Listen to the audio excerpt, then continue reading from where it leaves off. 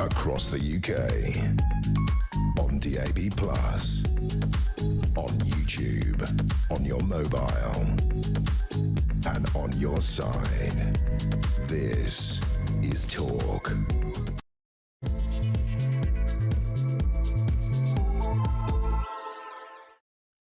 There you are. Good evening and welcome to the Political Asylum right here on Talk. I am your host, Kevin O'Sullivan, and I'll be with you all the way to 10 o'clock. Stand by for 3 thrilling hours of news, views and topical debate.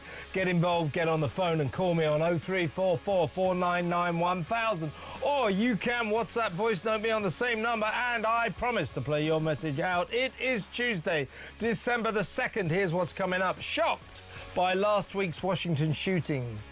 The American government looks at its migrant situation and does not like what it sees. In an extraordinary declaration, Donald Trump's Homeland Security Chief, Kristi Noem, has announced a full travel ban on countries sending to the States, and I quote, killers, leeches and entitlement junkies. She goes on. It really is a forceful statement that sums up the problems that both of our countries have with migration. As far as the US is concerned, the USA is concerned, this is an emergency that has to be dealt with urgently and dramatically. Why can't the British government understand that we have the same dangerous problem as America and damn well do something about it? 0344 499 1000. In other news, pressure grows on Liar Liar, Pants on Fire, Rachel Reeves, as Starmer gets his sums wrong, and OBR officials told the Parliamentary Treasury Committee today that they warned the Chancellor that a constant message about the £20 billion financial black hole she had to fill misrepresented the truth. Confirmation of her lies. Meanwhile, the notoriously economically illiterate Prime Minister announced that there was a £16 billion deficit when there was no such thing, and at a press conference two-tier refused to promise even an attempt to reduce Britain's massive escalating welfare bill by the next election.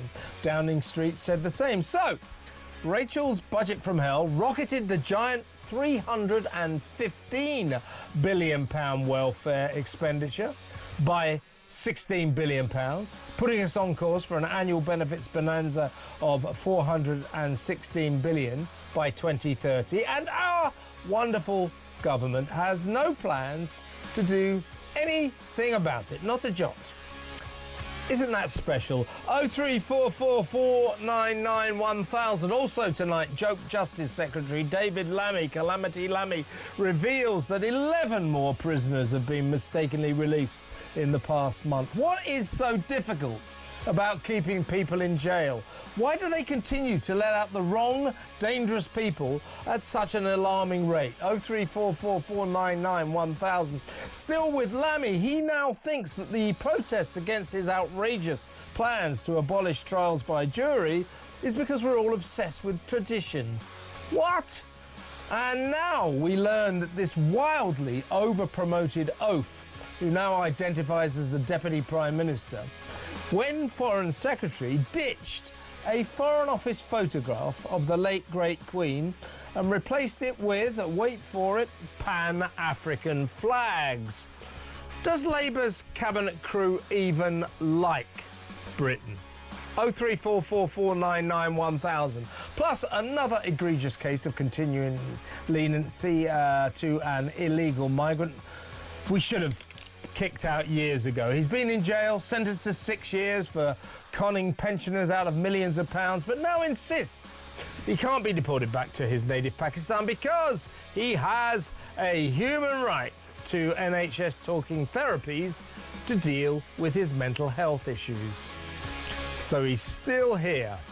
Isn't that special? 0344 499 1000. Also tonight, a bunch of showbiz lovies led by who else? Sir Lenny Henry set out to stop the rise and rise of Reform UK and oppose the so-called far right. That should speed Nigel Farage's passage to Downing Street. Why don't these silly celebs stick to singing, dancing and, in Lenny's case, not being funny. 0344 499 1000. Plus, the surprising fact that in Britain's migrant capital, Glasgow, for nearly 1 in 3 school kids, English is not their first language. Should we be worried about this? 0344 499 1000. Also, pride-coloured dust arts in Bristol. The rainbow paint jobs cost the council £1,500, £1,500. What a load of rubbish. 0344 499 1000. And finally, Harry's plans to fly to Britain for a festive visit to see his dad, the King, don't look like they're happening. Find out why later. All that and so much more. So don't go anywhere. Stick with me right here, right now on Talk, the home of free speech and common sense. Let's spend Tuesday night together. And without further ado, let's go over to my first guest. He'll be with me for the next 50 minutes or so. Very pleased to welcome writer, lawyer, barrister, gentleman, gambler, drinker, Stephen Barrett. Welcome, Stephen. Well, it's a pleasure to be here. I don't gamble, actually. But you do drink. Well, I'm not going to deny that. Do you know that thing about gambling? I'm going to go off piece now. When I was on a local paper, so you'd have to, and people would reach the ripe old age of 100, and you have to go around and visit them. And they were, some of them were compos mentis, but many of them weren't. So we'd say something like, Do you like a cigar at Christmas? And I go, oh, yes. And you go, a glass of sherry at Christmas as well. Yes. A little flutter on the Grand National. And they, yeah, very much. And so the intro would always be, smoking, gambling and drinking is the secret to a long life. Shocking. Shocking. These tricks I've been using my entire career and will continue to do so, I damn well hope. Right, let's get cracking. With Kristi Noem, Donald Trump's redoubtable, formidable Homeland Security chief, has issued a statement about America's migrant crisis, which is similar to ours, in the wake of last week's shocking shooting in Washington. I'll read the rest about it out in a minute, but the gist of it is a full travel plan on all countries sending to the States, as she put it, killers, leeches and entitlement junkies. She posted this on social media, but echoing her thoughts last week were Donald Trump straight after the shooting. Let's remind ourselves of what the president had to say. If they can't love our country, we don't want them. Earlier today, on the eve of the Thanksgiving holiday, 2 members of the National Guard serving in Washington, D.C., were shot at point-blank range in a monstrous ambush-style attack just steps away from the White House. I can report tonight that, based on the best available information, the Department of Homeland Security is confident that the suspect in custody is a foreigner who entered our country from Afghanistan, a hellhole on earth. He was flown in by the Biden administration in September 2021 on those infamous flights that everybody was talking about. This attack underscores the single greatest national security threat facing our nation. And just as a matter of fact, FYI, as they say, we've got 70,000 Afghani migrants in this country, many of whom, probably most of whom, we don't know anything about. I just mentioned that in passing. Now, Kristi Noem, in her post on social media today, went on to say, I just met with the president. I am recommending a full travel ban on every damn country that's been flooding our nation with killers, leeches and entitlement junkies. Our forefathers built this nation on blood, sweat and the unyielding love of freedom, not for foreign invaders to slaughter our heroes, suck dry our hard-earned tax dollars or snatch the benefits owed to Americans. We don't want them. Not one. Now, what I would like to see, Stephen, is similar sentiments on the part of our country. I mean, thank God we haven't had any killings yet, similar to what happened in Washington. But you tend to feel it's only a matter of time. We are not showing any resolve about this at all. As I say, we have 35,000 or so Afghanis who came in under that secret Operation Resettlement scheme, where they were flown in week after week without us knowing. The Tory government took out an injunction to keep the electorate in the dark, scandalously.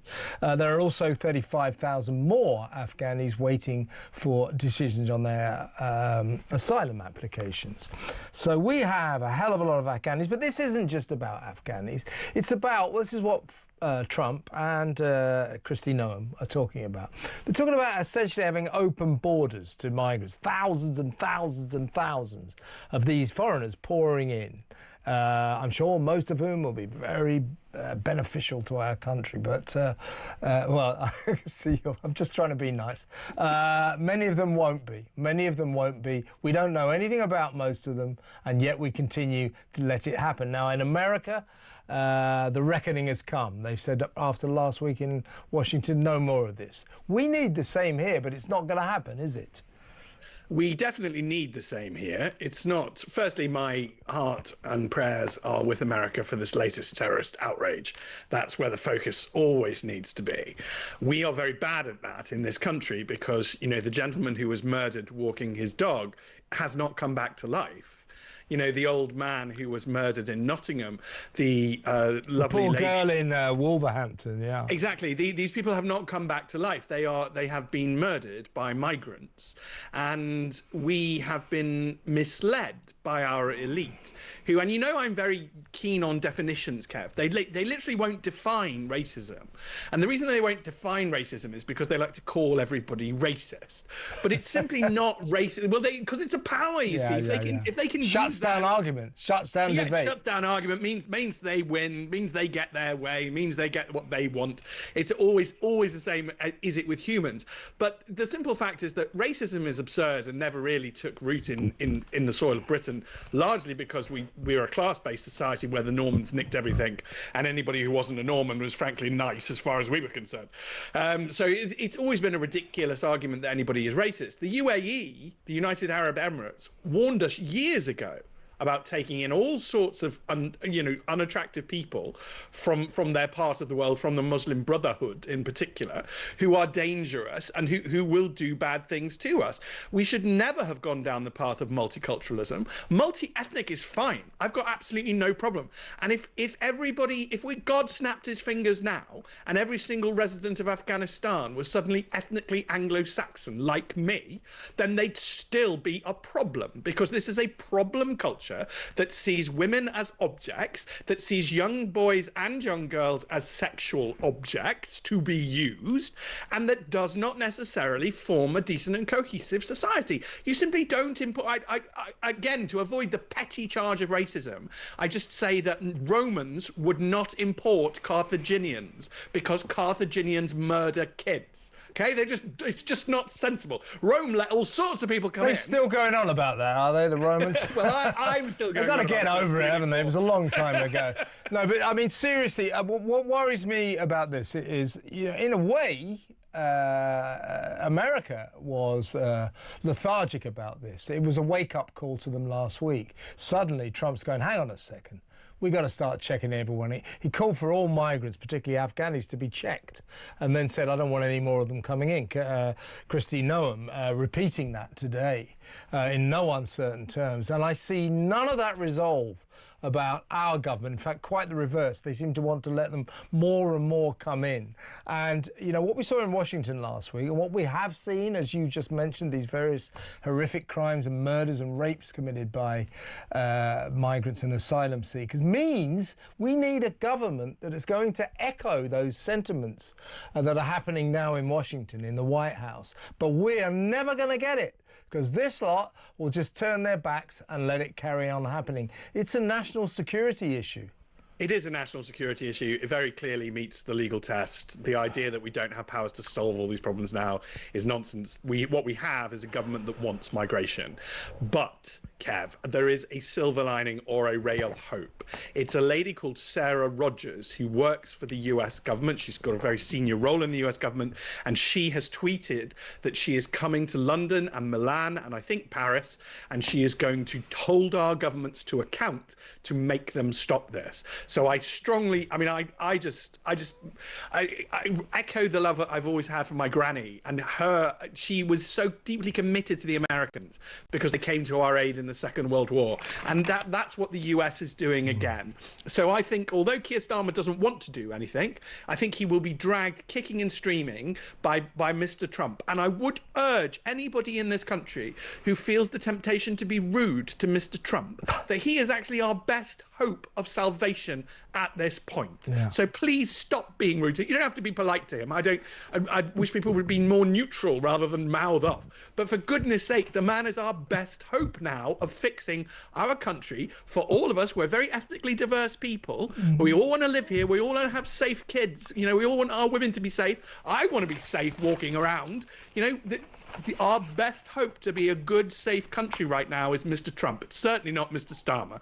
And the sooner he goes, the better. And for balance, because of Ofcom's ridiculous interpretation of what that is, which I won't go on about, I would say that Labour needs to be put in the hands of Maurice Glassman. It needs to be put in the hands of Blue Labour, who actually care about working class people. If you're going to fix the Labour Party, do that. But Starmer ain't that. Yeah, there are sensible. Starmer is Islington. Yeah, they're exactly right. There are lots of sensible people in the Labour Party who realise this isn't an issue of racism or Neanderthal far-right people hating foreigners. It's an issue of national safety, safety for women and children on the streets and men, for God's sake. It's an issue of sort of obvious security. You can't just let thousands and thousands and thousands of people into the country, you know, day in, day out, about whom you know nothing. That is our current system. In you come. Oh, you haven't mentioned very much about who the hell you are on your asylum application form. Oh, well, never mind. You're approved. Stay here. This is a recipe for disaster. There is an accident, a huge accident waiting to happen. We are heading for a reckoning. In a way, America got its reckoning last week when that Afghani maniac gunned down those poor two National Guardsmen on the streets of Washington, yards from the White House. And America, which was already getting its act together, really has got its act together. Now, we don't know which countries they have in mind, but trust me, you know Trump, he will mention them within the next couple of days. We need the same here, don't we, folks? Let me know what you think. 0344 499 1000. Stay with us, Stephen. When we come back, we're going to talk about liar, pants on fire, Rachel Reeves, and the economically illiterate Prime Minister she works for. That next. Stay tuned.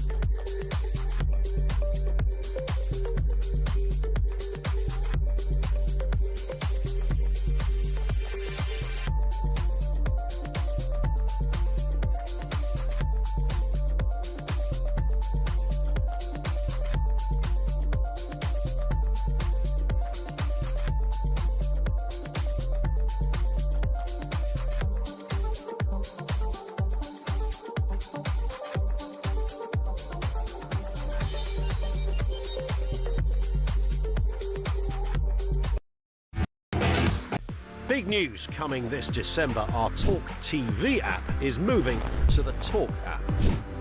You can watch, catch up and listen to all your favourite shows and podcasts anytime, anywhere, all on the Talk app. From Monday, 1st of December, the talkTV app will no longer exist, so don't miss out. So head over to your App Store or Google Play and search Talk now.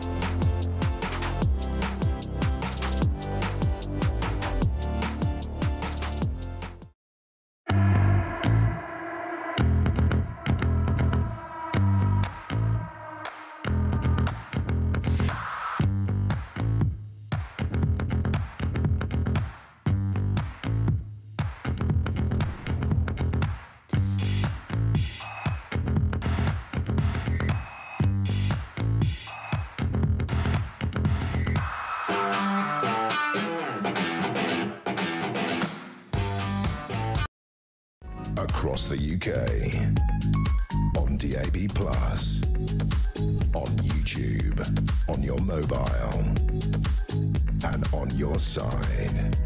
This is Talk.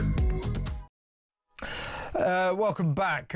Still with writer and barrister Stephen Barrett. Stephen, I don't know if you've been following the Rachel Reeves saga, Liar, Liar, Pants on Fire. I mean, so this guy, Richard Hughes, who was the chief of the Office of Budget Responsibility, quit yesterday, dramatically, sensationally, as they say in journalism, because of the leak, because the budget was leaked 55 minutes before Rachel Reeves started her budget speech in the Commons last Wednesday. It's like, big deal. She's been leaking it systematically for 2 to 3 months. So, and frankly, this idea, around the country, you say, oh, blimey, did you hear that the OBR chief, Richard Hughes, has quit? Most people around the country say, what's the OBR? This is a Westminster bubble story. And I know they talk about the importance of the budget not being leaked. It has financial consequences. But most people couldn't care less. What is interesting is that the OBR, the remains of the OBR, appeared today in Parliament before the Treasury Select Committee. A senior official called David Miles. And he told the Treasury Select Committee that the OBR had constantly, over the last couple of months, complained to the government about the misconceptions, this is a quote, the misconceptions that were being fostered. And what they meant by that, when they said this today, quite a big moment, was that they kept telling Rachel Reeves there isn't a £22 billion black hole in the national finances. She didn't want to hear that because she needed her excuse. Oh, I'm not delivering this budget to give obscene amounts of money to the massive, repulsive, grotesque national welfare bill to pump more money into that. I'm not doing it for that. I'm doing it because I've got this financial black hole I've got to fill. Well, the OBR today said, well, that's just a barefaced lie. Meanwhile, the Prime Minister's been going around saying, oh, I have a £16 billion deficit. It's just not true. Nobody even quite knows where he's got that figure from. They were in the black. They were in the black, and this is a pack of lies. So, yesterday Starmer has a press conference, and he said, oh, no, we didn't lie. We didn't deceive the public. Yeah, you did. You absolutely did. And when quizzed, when pressed on this issue, would not even say that the goal of this government is to cut crippling benefit costs by the next election. He said that it's his mission to end the cycle of worklessness and dependency. And then he said, they said, well, what are you going to cut the welfare bill? He wouldn't answer that. And then later, Downing Street would not even say that the goal was to bring the welfare bill down. So what we've got here is the fact that right now our annual grotesque benefits bill, welfare bill for this nation is £315 billion. Last Wednesday, in that Budget from Hell speech, Rachel Thieves put that bill up by £16 billion and put us on course for our national welfare bill by 2030, in 5 years' time, to be an obscene £406 billion.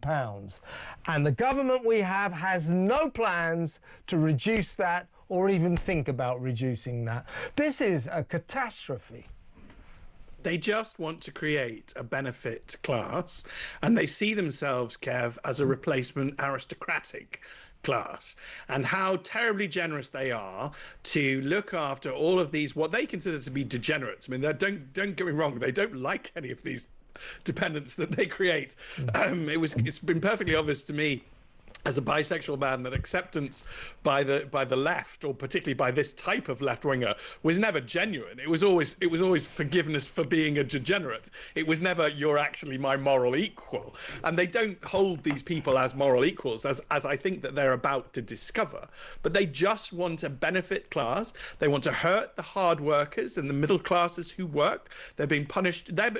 All your listeners who pay tax are being punished incredibly. One of the one that it got a huge amount of traction on Twitter yesterday, but it's just a tiny point.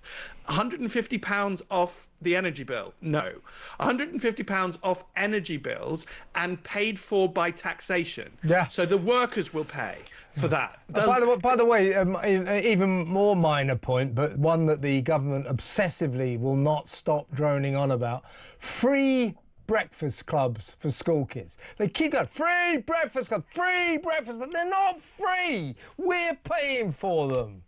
They will be the lowest quality food you can possibly imagine, paid to some massive provider, because this is what corporate socialism is. Yeah. So it'll go to somebody like Serco, who will put, You're right. And there'll be a scandal. There'll be like ground up chalk in the bread flour or something, just to keep costs down. And it's just sausage style sandwich.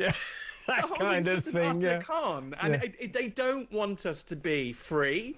They don't want us to be capable of running our own lives. They don't want us to be raising children and to be happy, because these are Fabian Marxists. And the other thing to say about Fabian Marxists is that they lie. So just assume everything they say, they intend the opposite. Yeah. So if Starmer says, I'm going to reduce dependency, expect him to increase it. And I find them utterly infuriating, not only because they are particularly weak men, Kev, and this is a theme I do like to keep returning to. These are people, if you look at some of these MPs, if I sneezed at them, I'm pretty sure that they'd fall over. And I've never hit anybody in anger, but I'm pretty sure that they really couldn't hit me. I haven't yet. I haven't yet, Stephen, but I've got plans. Let me tell you. Let's have I do it in defence of a kid. That's without any question. Sure. These weak men. I was thinking of a sort of physical assault on the cabinet, but that's just a joke, folks. Just a joke. Here's Keir Starmer at that press conference yesterday. Frankly, I mean, you can say this about him and you can say this about Rachel Reeves. Here he is, frankly, lying. We had already made commitments, which I think I've expressed to you and many others many times over, that we were going to protect our public services, particularly NHS, to cut borrowing costs and to bear down on the cost of living. So we had, on the one hand, £16 billion less than we might otherwise have had. We had clear commitments that we'd made throughout the process as to what it was we were going to achieve. Therefore, against that backdrop, it was inevitable that we would always have to raise revenue. So there's no misleading there. Oh, there just so wasn't there? And what he's talking about, that's £16 billion less than we thought we would have had. That's what happened to the £22 billion black hole. It became, well, you know, we thought we were going to have like £30 billion, but it was like really badly reduced, so we only ended up with £16 billion. And in fact, nobody can really work out where he got that £16 billion figure from. But that isn't at £22 billion black hole. What he's talking about there is something completely different. The Chancellor, in the long lead up to the budget, where she was leaking like a sieve, let it be known that we had a substantial £20 billion black hole that she had to fill. That's why she had to tax us. Suddenly it's, oh, we had £16 billion less than we thought. They're just making this stuff up as they go along. They're just blatantly lying because Fabian Marxists lie. If they wanted to reduce the cost of living, they would reduce tax, not increase it. Because as your listeners and viewers know, by increasing their taxes, they have less money in their wallets and the cost of living becomes harder. This is not rocket science. All of this is some bizarre cosplay of the 1970s. Where we all actually know how all of this works. I mean, maybe if I were 20 years younger, I would be allowed to be this delusional. Maybe if I was, I found the dimmest Labour MP, he's called Tris Osborne. And if I was dim as him, maybe I could delude myself that this was going to work. But we all know what happened in the 70s. We all know what happened in the USSR. We all know what happened in East Germany. This doesn't work. And they just end up as unearned aristocrats. And they also end up, by the way, Kevin, topping each other off. There's quite a lot of violence, and there's a very strong risk of a single strong man who's more than capable of killing them all coming to power. So this is Danger Will Robinson territory for the Constitution. But we just need to go back to democracy and capitalism and lowering taxes, giving people their own money, not the state stealing it, letting people spend it however they want to. I mean, I liked raising my child. My child now actually quite old, so my child makes their own breakfast, but I just because I want to stay involved, I probably don't need to do this, but I currently the fad is bell peppers, so bell peppers for breakfast. Well, I like to have a portion of fruit or veg before the cereal or before whatever. And so at the moment it's chopped bell peppers. Yeah, all right, you laugh at me, but it makes me feel better if my child's got some veg in them. But there's not going to be any. I think you're lost in middle class hell, Stephen. Well, there's not going to be any bell peppers at a supposedly free breakfast, is there? I like bell peppers, but maybe not for breakfast. Hey, listen. Let me say to you. You said the dimmest Labour MP, and let's be fair, I mean, all parties have a lot of dim MPs in the Labour ranks.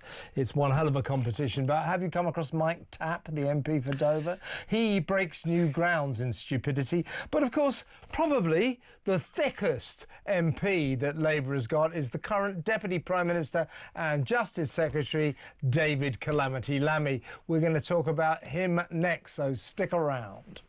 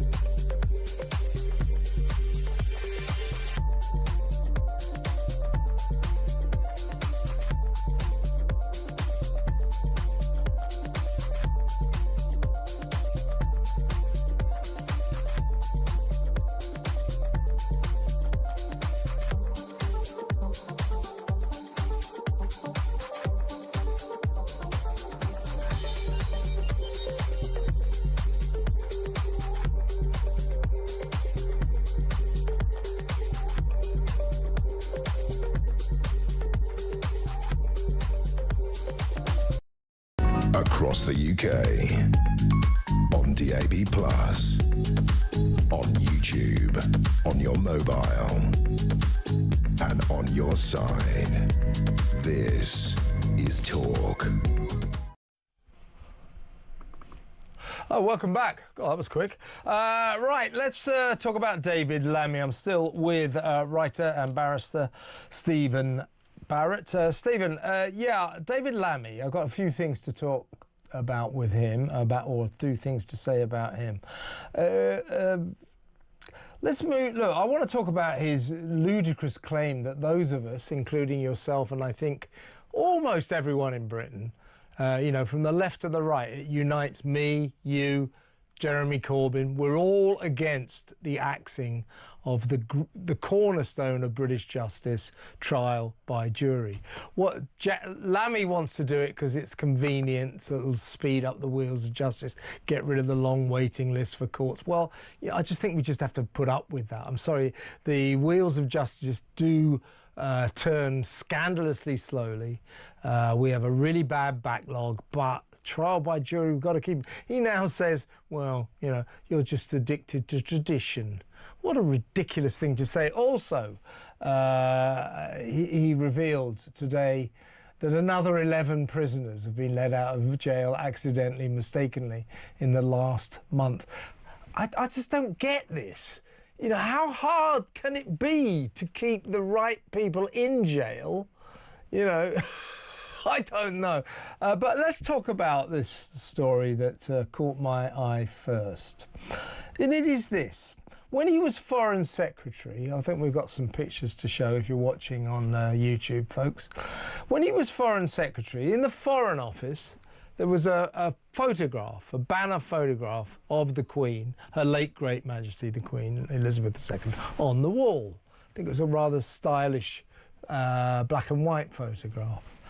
Lammy had it taken down, portrait of the Queen, and replaced with two Pan-African flags.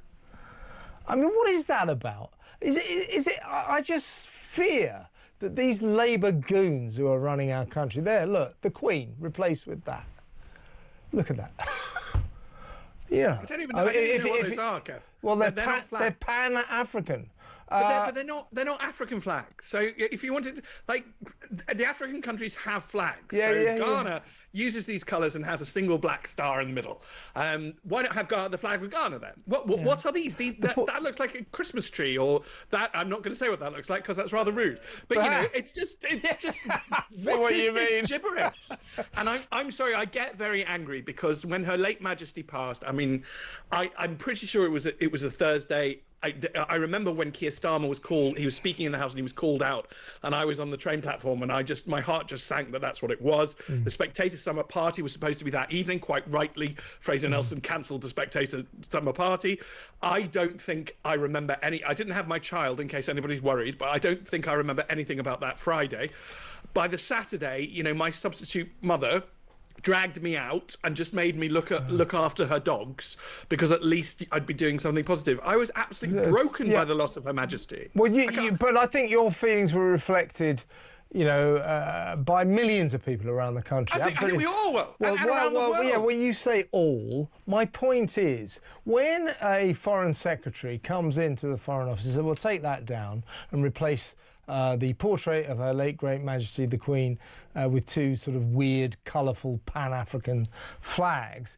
It begs the question, does it not? More and more I feel about these Labour goons who run the country that they don't like this country. They don't like Britain. That's why asylum seekers and migrants take precedence over us in almost every area of life. And then they get rid of a portrait of one of the greatest sovereigns in world history, certainly in the history of this country, reigned for an incredible more than 70 years. They get rid of that to replace it with a couple of colourful Pan-African flags, whatever they are. Indicates to me that David Lammy doesn't like this country and doesn't like what it stands for.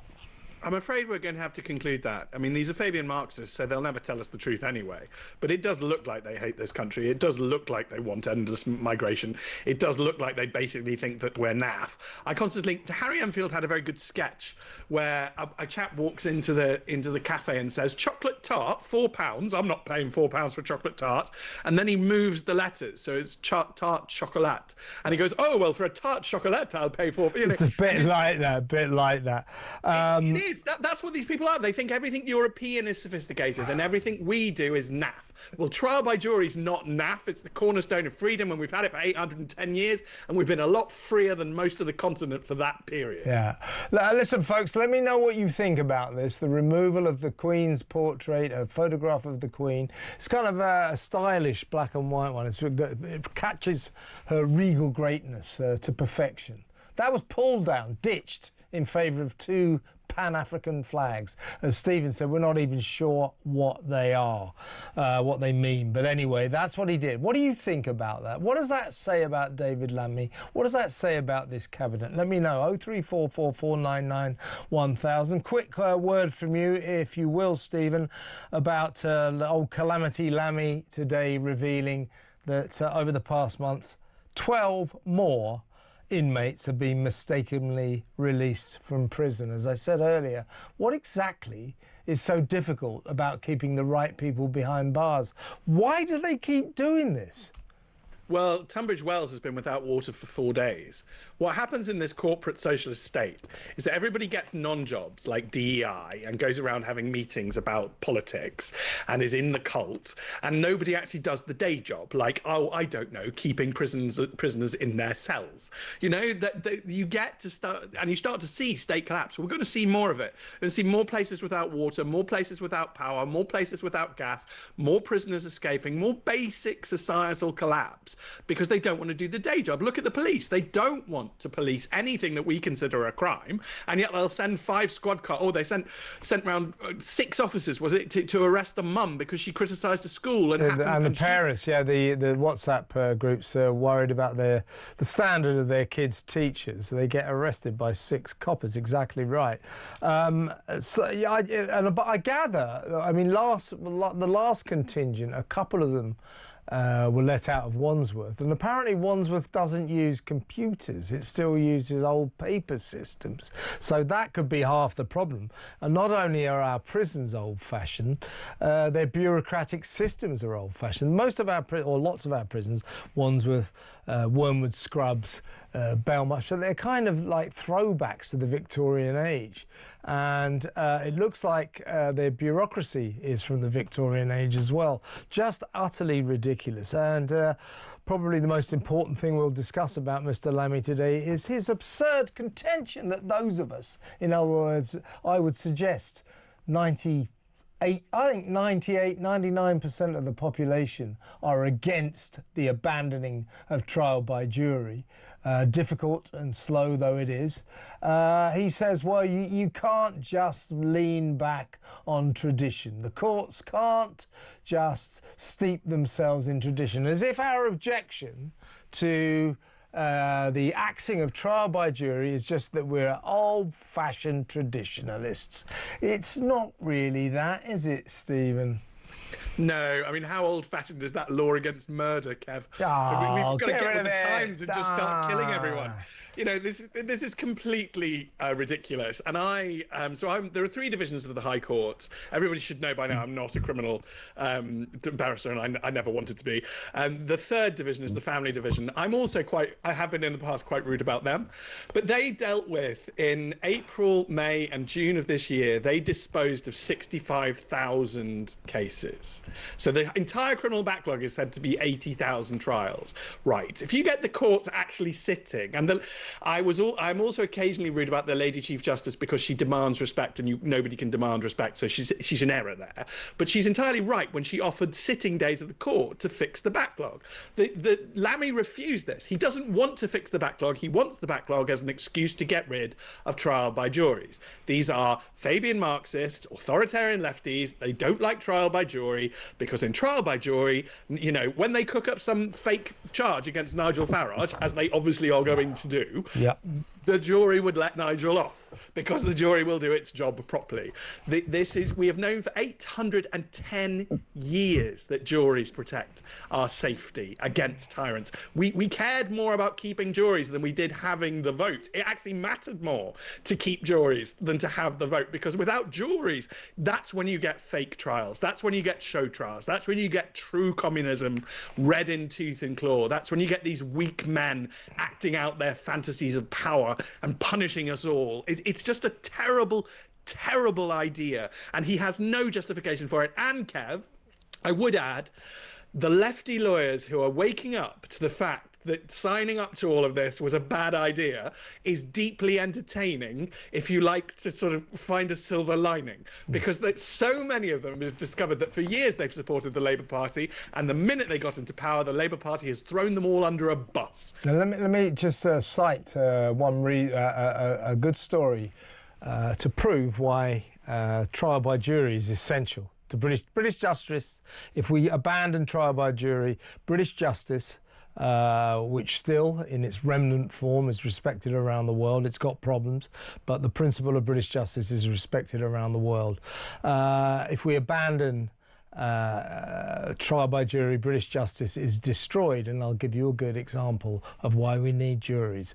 A few years back, the then Director of Public Prosecutions, Keir Starmer, who doesn't like journalists, pursued 28 journalists working mainly for the Sun newspaper for, he said, abusing their position, breaking the law in paying officials and things like that. We're allowed to pay for information in our business. It's our commodity. It's not against the law to do that, as long as you're doing it responsibly, and particularly if you're whistleblowing against government corruption or inefficiency, which is mostly why you do it. 28 journalists were sent to court by the Director of Public Prosecutions, Keir Starmer. 28 juries acquitted every single one of them. Every single damn one of them. Now, he was the establishment. The government and him wanted to screw these journalists because they don't like journalists. The juries... I know this, I sat in the case. The juries basically said, what are you talking about? They're just doing their job. They're journalists. They're supposed to expose this sort of thing. That's what juries are for, Stephen. Yes, and he's a thin-skinned narcissist who doesn't like being criticised, and so he wants to be able to punish anybody who dares to criticise him. That's what these people are, Kev. And they really are only 11% of the population. That was a study by the LSE of these types of people. Yet they appear to have gained control of both major, I'll be honest, both major political parties, and they appear to have advanced their agenda over 35 years. We basically ignored them, thinking they don't really matter.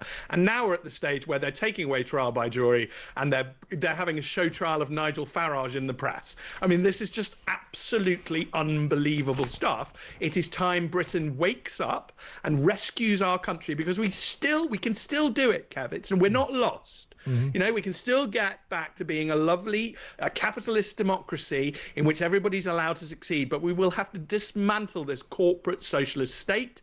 And to these Fabians or Fabian-aligned people, the people who are more than willing to lie, we're simply going to have to say, look, you're a liar. You have no place in public life. And, Rachel Reeves is a liar. She has no place in public life. And I think Andrew Neil demonstrated over 50 times Keir Starmer has lied. He has no place in public life. It's extraordinary. I mean, they're like little kids. We all know they lie. We all know Rachel Reeves lied. So you go, Rachel, you lied. No, I didn't.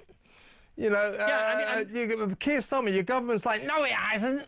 It's childish. It's childish. You cannot deny this. It's true. Listen, it's childish. We need the old rules back, Kev. So when I was called to the bar, it was told me very clearly, very plainly. Do you remember when Cherie Blair actually avoided it, but she had an unpaid ticket on the Underground? We had this class of offences called dishonesty offences. Anything that was a dishonesty offence, and you'll never be a barrister again. That's what I was told. I get in trouble now for telling the truth. But the one thing I don't do is lie. We need to go back to this very simple concept. If somebody is a liar in public life, then they go. Exactly, one of the original sins. We should remember that. Let's go to break, Stephen, and when we come back, I've got another case of ludicrous leniency towards a migrant who really should have been deported by now. You won't believe this one. That next. Stay tuned.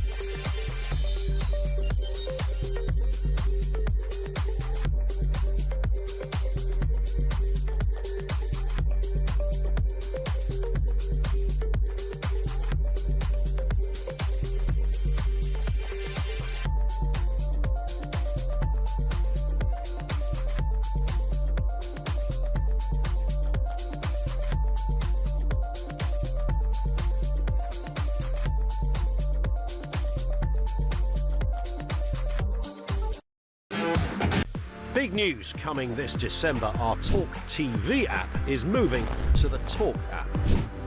You can watch, catch up and listen to all your favourite shows and podcasts anytime, anywhere, all on the Talk app. From Monday, 1st of December, the talkTV app will no longer exist, so don't miss out. So head over to your App Store or Google Play and search Talk now.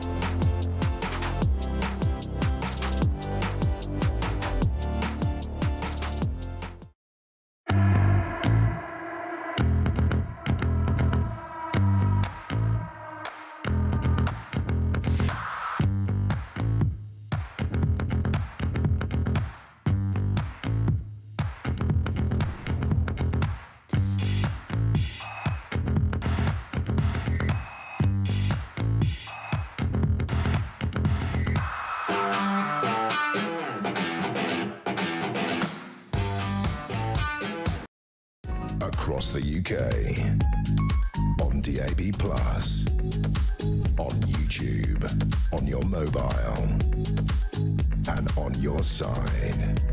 This is Talk.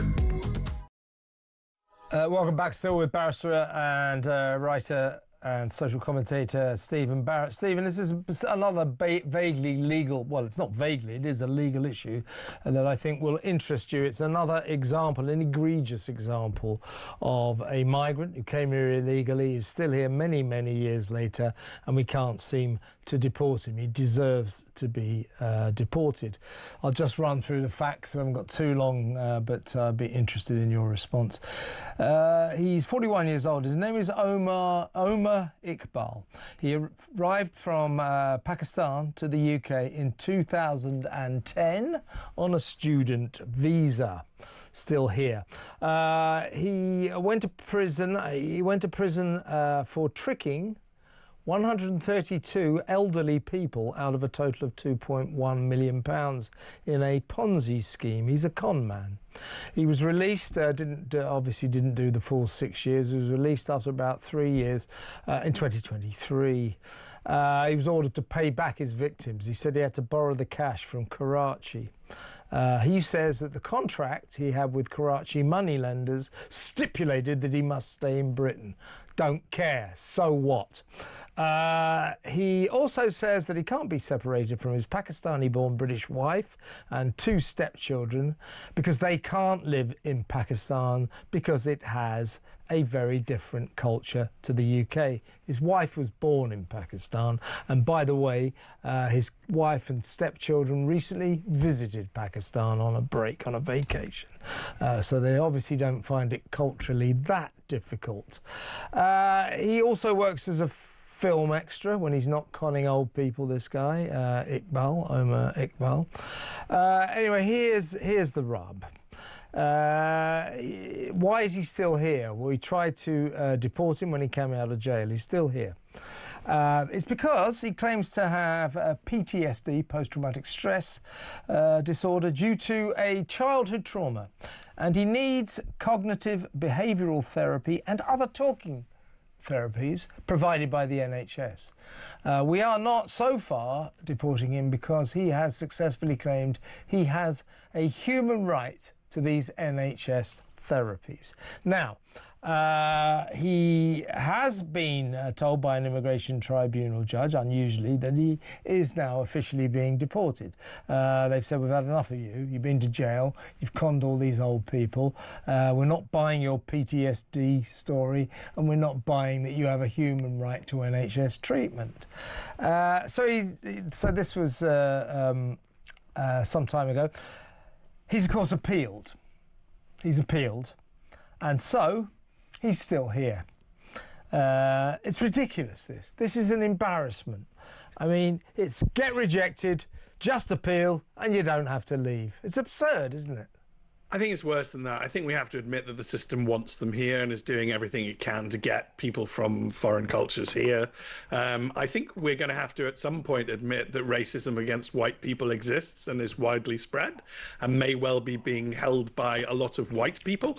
There's such a thing as internalized racism, and we need to talk about this, because why on earth are people so desperate to get... I mean, Pakistan is a beautiful country, and I look forward to it economically thriving. It's got some troubles at the moment, but I think it has a brighter future than lots of other places. There's absolutely no reason not to send him back to Pakistan. The UAE and Saudi Arabia and Iran all deport people back to Pakistan. There's absolutely no reason why the United Kingdom cannot do so. So we have to start reaching for the conclusion, Kev, that this is happening because they don't want to do it. Yeah. And look at that was appeal. Yeah, so that's a more senior judge, so a more ambitious judge, a judge who knows what promotion is. And we have to start talking about how judges get promoted in this country. They get promoted by demonstrating commitment to DEI. Okay, and that we have to start talking about this. I know that I can almost hear the screams of the Lady Chief Justice as I say this, but we have to grow up and talk about how we are incentivizing our judges to be political against our own interests. Yeah, look at this guy. I mean, when he comes out of jail, 6 years he conned 132 old folk, elderly pensioners, out of £2.1 million. He gets released in 2023, and ever since then, he's been allowed to stay. The then Home Secretary tried to have him kicked out. The court didn't succeed. He keeps on keeping on with various appeals. But the essence of his claim, his right to stay, is that he has a human right to NHS therapy treatment because he's got mental health issues. And we actually buy that. We have to get to the point, Stephen, when we say to people like this, at the point they appeal on this kind of basis, pull the other one, Omar, it's got bells on it. There's an aeroplane over there, it's flying you back to Karachi, get on it. Yeah, we have to toughen up. And actually, I just don't understand. So, again, there are people who will argue that we as this country have a moral right to sort of give free stuff to people who aren't lucky enough to be born here. It's like, I don't understand this argument at all. I don't see any other country or any other non-Western country that says we have a moral obligation to look after other people. We're an ethnically diverse population already. I love all of us and I want us to succeed. We need to stop the world coming here. By the way, Kev, they're coming and using our NHS. It's part of the reason. A case in point here. Yeah. Well, quite. But I mean, the abuse of this system is it's a disgrace, Stephen. A fabulous hour with you yet again. Thank you so much for your time. Stephen Barron is brilliant. He would be a great replacement for Richard Hermer, says Len in North Wales. There's Stephen Barrett. When we come back, it's Philip Kisley with a series of top stories. So stick around, stay tuned.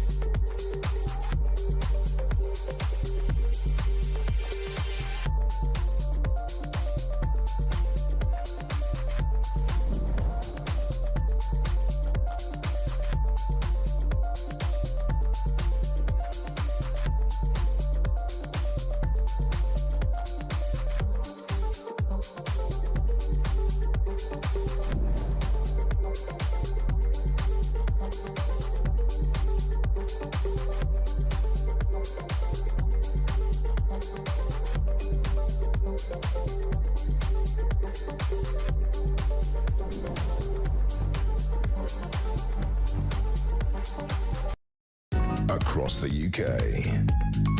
On DAB+, on YouTube, on your mobile, and on your side. This is Talk.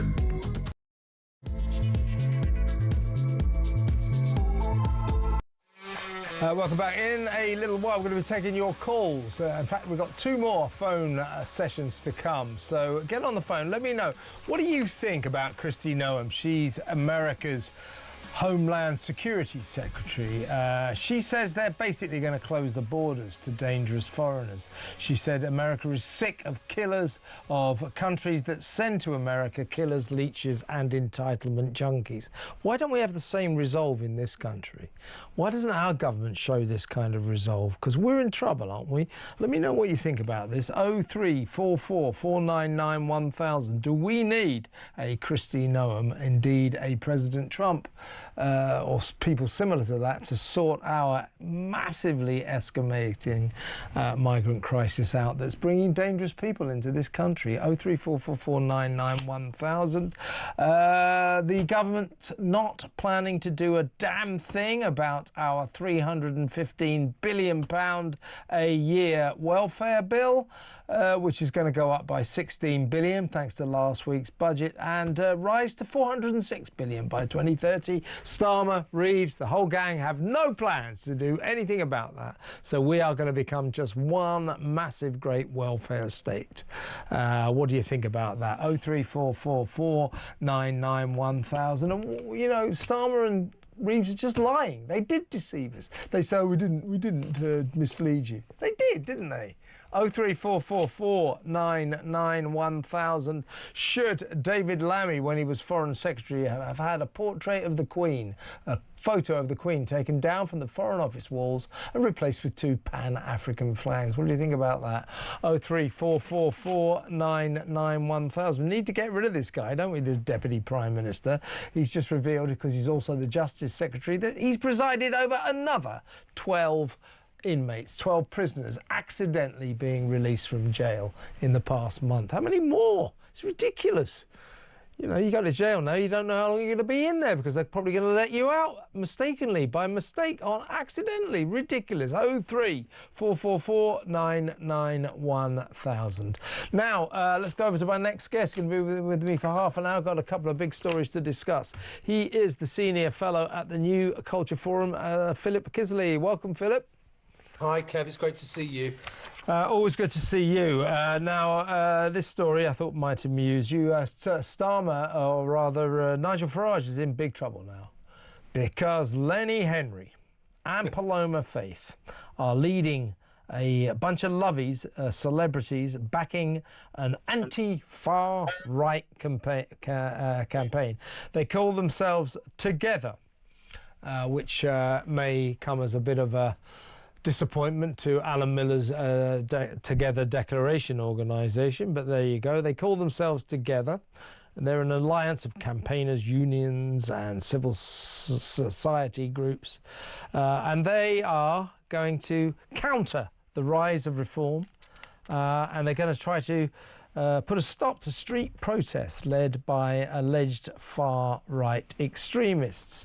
The people, the lovies, the celebs in this group are, of course, the leader, the court jester of political activism, Sir Lenny Henry, who they tell me once in his career was quite funny, but nobody can remember that far back. Paloma Faith, the singer, Charlotte Church, the Welsh singer, David Harewood, the actor, former Doctor Who star Christopher Eccleston, Little Mix singer Lee Ann Pinnock, Beverly Knight, singer, Mark Rylance, the actor, Maxine Peake, the actress. Lee Ann Pinnock, who I'm sure you are a huge fan of from her years in the all-girl group Little Mix. She said, as an artist and a mother, I'm standing with the Together Alliance to call out far-right extremism and racism, or what they are, for what they are, dangerous and divisive. We have to protect our communities, defend our freedoms and stand up to hate together. Well, one thing we know about this, Philip, this lovey alliance will achieve nothing. So when all of the lovies from Hollywood got together to try to stop Trump becoming president again, we know where that got them. The people have a long habit of saying, look, you lot, you showbiz lovies, do your singing, do your dancing. In Lenny's case, you know, don't be funny, whatever it is you do for a living, and leave the politics to politicians, eh? But always, these lefties, these lefty lovies, and they love to signal their virtue by going, oh, the far right, reform, we've got to stop it, we've got to stop it. I mean, what is it with these people? Why are actors, actresses, singers, dancers, why are they always so sort of theatrically left-wing? It's quite a good phrase there. They are. It's for display. It's to signal their virtue. I care about people. I care about children and women and men. You know, what do you think it's all about? Oh, it's all performative. So it's all so performative. I mean, people are laughing at Lenny Henry, and this is an unfamiliar state for him because you know it's not something that many people do anymore. Yeah, he's managed to be funny again today, hasn't he? I don't think they did before either. This is not about racism, because if it was about racism, they would be focusing on the real problem of racism we have in this country, which is from the left, and basically it's anti-Semitism and anti-white racism. So I wonder why he's not focusing on anti-white racism. But this is lying, this is gaslighting, and this will, of course, fuel support for reform, because people know jokers, chancers, narcissists, performers when they see them. And as you say, Kev, people have seen this kind of thing before and they would just reject it outright. So while I think it's stupid, while I think it's daft, and I think these people are risible, really daft, I think it's actually quite a good thing. And let's just get what racism means in this country. This country is one of the least racist countries in the world. Lenny Henry is from African Caribbean heritage. That's about 4% of the population. 50% of people in adverts are from African Caribbean heritage. That's how racist we are, you know. When you go for interviews, and I worked in the institutions, I worked in this education for 25 years, and I interviewed lots and lots of people. The panel were always looking for privileging people from ethnic backgrounds. Always. That's how it is. And people are so unracist in this country that we had an epidemic of Pakistani heritage rape gangs that people were just afraid to call out because they were frightened of being called racist, Kev. And the other example I'll give you is the poor hapless fella who was the security guard at the Manchester Arena when the Islamist bomber in 2017.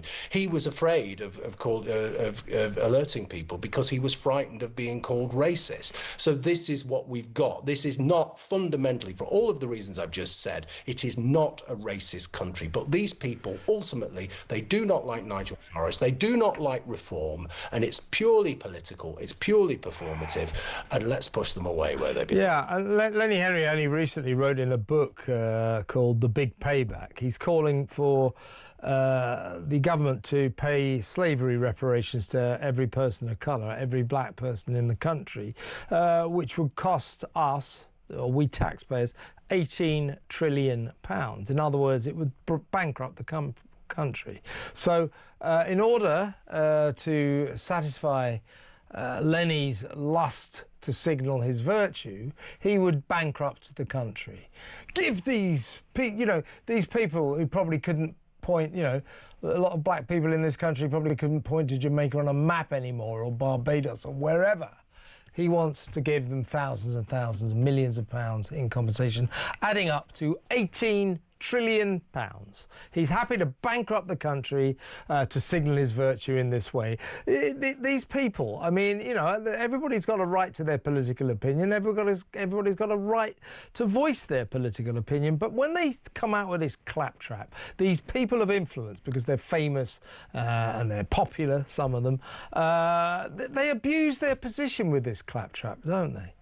Oh, these people are just not serious. So you don't take them serious. If there's one rule I've learned in life, it's don't take political advice from singers, pop stars, and comedians, because they tend to be, as I've said before, they tend to be daft, you know.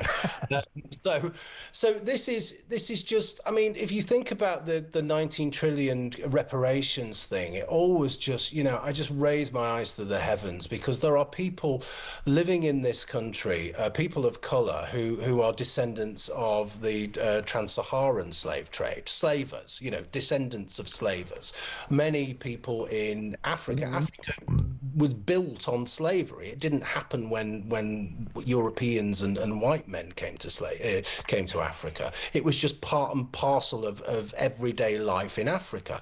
And Europeans were the first people to morally object to slavery, and Britain, of course, was the first nation to ban slavery. So this whole argument, this whole moral argument, has no foundation whatsoever. But again, I say, we're not dealing with serious people. We're dealing with entertainers who should just confine themselves to singing, dancing, and making people laugh if they can. And unfortunately, Lenny Henry can't do that. He's not been able to do that for a long time. So he needs another career, and he needs to, you know, part of this is sensation, isn't it? Part of this is but it's also they think it's good for their career, you know. Exactly. Oh, look how caring and sharing I am.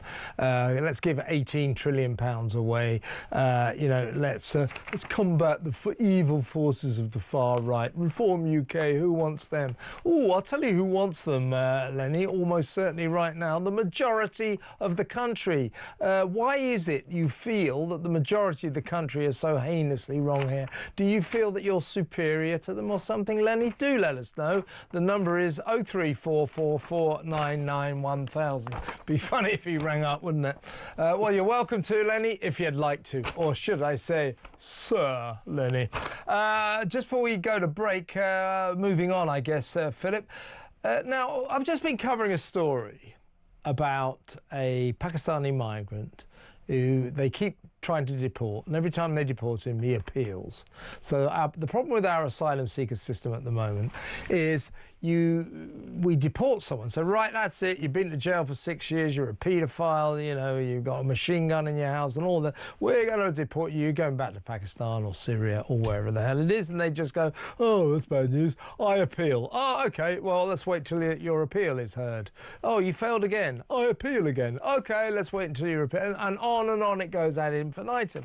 Well, that syndrome seems to be fine for asylum seekers and migrants, but Epping Council has just been told it can no longer challenge a decision to allow the Home Office to intervene in its unsuccessful bid to block asylum seekers. So basically, Epping Council will no longer be able to appeal against the existence of the notorious asylum seeker hotel, the Bell Hotel, in its midst. The government said no more appeals. It's appealed. It won the initial case. It appealed. The government appealed and won. Epping Council went back. And I believe it lost that case. And now it's tried to appeal again. And the government said no more appeals. So Epping is stuck with the Bell Hotel and its asylum seeker residents, of course, one of whom in the summer just went out for a walk and sexually assaulted 2 local women. So that's why they want to get rid of it. Epping Council no longer allowed to appeal against this asylum seeker hotel in its midst. Is that justice? No, that's not justice at all. I read this and I was so sad because the two of us, everybody's been following this story, but the two of us in particular have talked about it several times. I think we were together when it first broke, actually, and we talked about it on that first Thursday night. This is about, I mean, lawyers are arguing points of law, and it really isn't about that. This is the fabric of society, the fabric of a community being torn apart. This is about mums being frightened for the safety of their kids. This is about change on an incredible level. I think from 2021, it's just been, you know, constant single men from God knows where, God knows who, doing God knows what. You know, it's all of those terrible things. It's the most human story, but it's you know, it's just being thrown out in on technicalities, and of course it sets a precedent, doesn't it? That's the really worrying thing. Every local authority who's inundated by illegal immigrants, migrants, and all the rest of it, they're just not going to be able to do anything now. And I fear so much for the people who live around these hotels. I mean, it's not every single person in the hotels. I'm not saying it is, but it's enough of them, and there are so many stories, and they tend to be about sexual abuse. They tend to be about rape, and often, Kev, they tend to be about children. So it really is a catastrophic story. It's the worst story today. Exactly right, Philip. You know, if you're a migrant or an asylum seeker, you can appeal until the next century, apparently. But if you're Epping Council, and in a sense you're appealing against the asylum seekers in your midst, you're not allowed to appeal anymore. A bit of two-tier justice going on there, I would suggest. What do you think, folks? 0344 499 1000. When we come back, Philip, we're going to talk about this extraordinary statistic that emerged today, that nearly 1 in 3 children in Glasgow, which is pretty much Britain's migrant capital, we've got more migrants per capita living there than anywhere else in the country, 1 in 3 children there don't speak English as a first language. Let me ask the audience, do you think that's something we should be worried about? Let me know. 0344 499 1000. Philip and I will discuss this next, so stay tuned.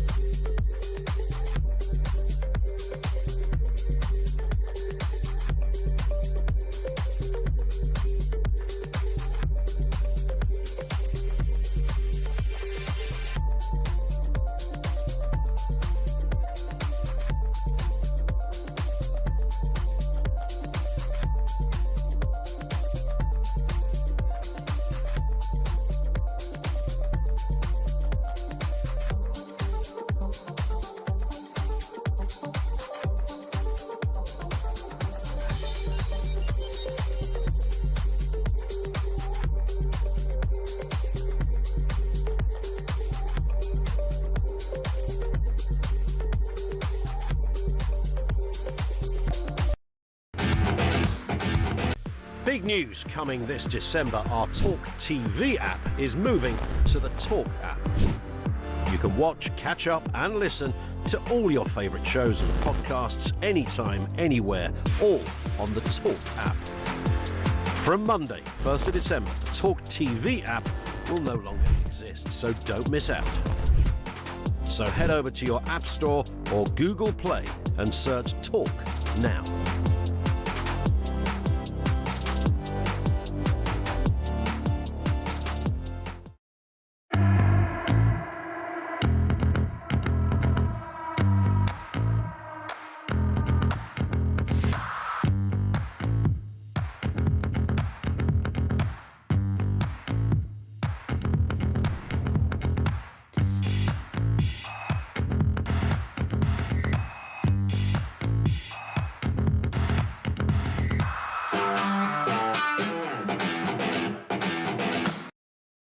Across the UK on DAB+, on YouTube, on your mobile, and on your side. This is Talk. Welcome back. I'm still with Senior Fellow at the New Culture Forum, the excellent Philip Kisley. Philip, let's talk about Britain's asylum capital. It is the fine city of Glasgow up in Scotland, where they have currently nearly 4,000 asylum seekers. That was at the end of September, 3,777 to be precise, which is more than any other local authority all across the UK.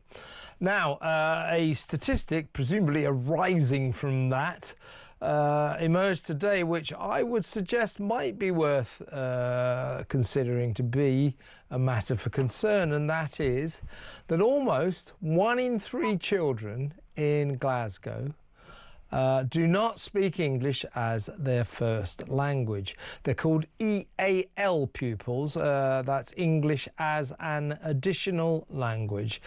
So of the cities, of Glasgow's 71,957 pupils, 72,000 for convenience, of the 72,000 pupils, 20,717 are classified as EAL. Nearly 21,000 students do not speak English as their first language. Now, this is the biggest asylum centre, city, if you like, place in all the country. More and more places are catching up with Glasgow. We also have these cities and towns, particularly across the north, which has become almost exclusively Islamic. We have whole areas of Birmingham that we know about, very Islamic, where it is thought that maybe 1 million people living in this country don't speak very good English or don't speak English at all. This is worrying, isn't it? It's incredibly worrying. And what's worrying as well, there's another statistic within that bundle, and it's these EAL children who speak English as an additional language. This number has risen by 1/3 since 2019. So that's moving exponentially quickly. Okay. So we might think then, for example, that in another 5 years it will rise by another 1/3, and then we're edging towards half the population of Glasgow not being able to speak English or speak English as a second language, children speaking English as a second language. Now, this impacts massively on children and their education, because there are specialist teachers who deal with this, but primarily it's teachers in the classroom who are having to deal with this.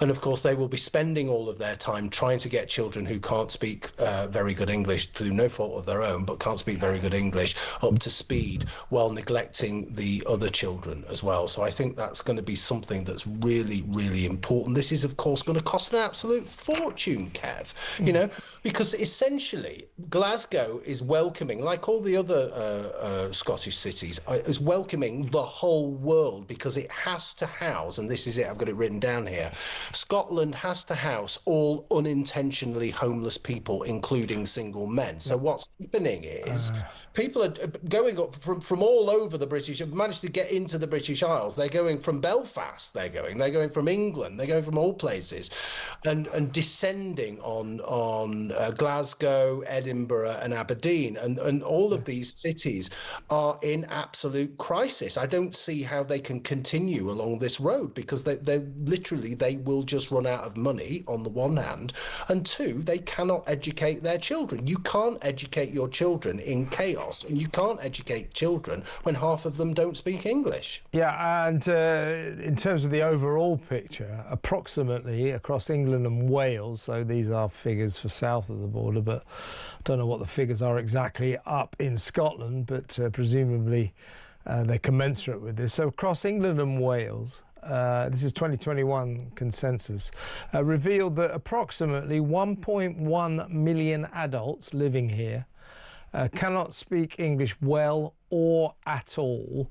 161,000 just saying unequivocally that they just can't speak English. So you got more than 1 million say they struggle with it. Of them, a significant number say they just can't speak it. Now, I mean, we have to ask the question, you know, Scott, you know, then we have nearly a third of the pupils in Glasgow don't speak English as a first language. We have to ask ourselves this question, don't we, Philip? Is how is a culture like Britain, the British culture, how is it, any culture if you like, affected when such large amounts of people living in it do not speak the native language? How is it affected? It's going to dilute it. It's going to affect it. It's not good, I would suggest. No, it's going to affect it in a terrible way, and all you have to do is actually look at London and what's happening in London. So, you get all sorts of different kinds of cultural practices. And again, I'm not saying everybody does this, and lots of people come to this country and work very hard and contribute and think about responsibility rather than rights. But many people don't. We know that many people come here for benefits, but they used to. Over the last few years, for example, we're seeing cultural practices. They are cultural practices which are alien to us. Things like acid attacks, things like machete fighting in the streets, you know, the tribal warfare on our streets. We have never seen that before. And our culture, which has always been about communities, which has always been about sharing, which has always been about open, you know, we're the seat of democracy. All of that, you can see that receding. You can see that going away, because you can't practice democracy with extreme multiculturalism. You can't practice democracy, and you can't, you know, you can't have the kind of culture we had when you are saying, oh well, this group of people we have to make special you know, arrangements for, because you know they're not going to get the same kind of justice as this kind of people, because these people are privileged. They're not actually privileged, it's just that they're from here, and if these people can't speak the language and all the rest of it, all of a sudden our shared culture isn't a shared culture anymore. We don't have that shared space of shared identity and shared understanding. That's the thing. So if you don't have shared understanding, then you begin to see, you know, lower trust. You begin to see lots more violence, and you begin, you know, we're importing these things. As I say, we're seeing rape, we're seeing child abuse, we're seeing all of these things, and people are fearful of speaking out because they don't feel their culture is their own. And it's obvious that a common language unifies people. So I think the upshot of this, what we learn about Glasgow, 1.1 million people in this country either don't speak English at all or don't speak it well.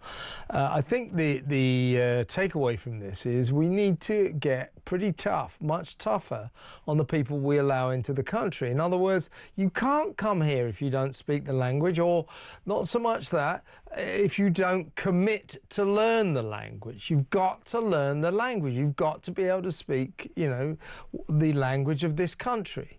And yet we're pretty lackadaisical about this. I mean, it is ridiculous. Somebody rang me the other week from Leicester to say that his dad lived here, you know, from the age of about 20, died at the age of 89, couldn't speak a word of English. No, there's so much. After 79 years or whatever it was in this country, couldn't speak a word of English. And the problem with that is he didn't need to. He was in a community that was speaking a foreign language. You know, and people will say, oh, you people, you're racist, this is nationalistic.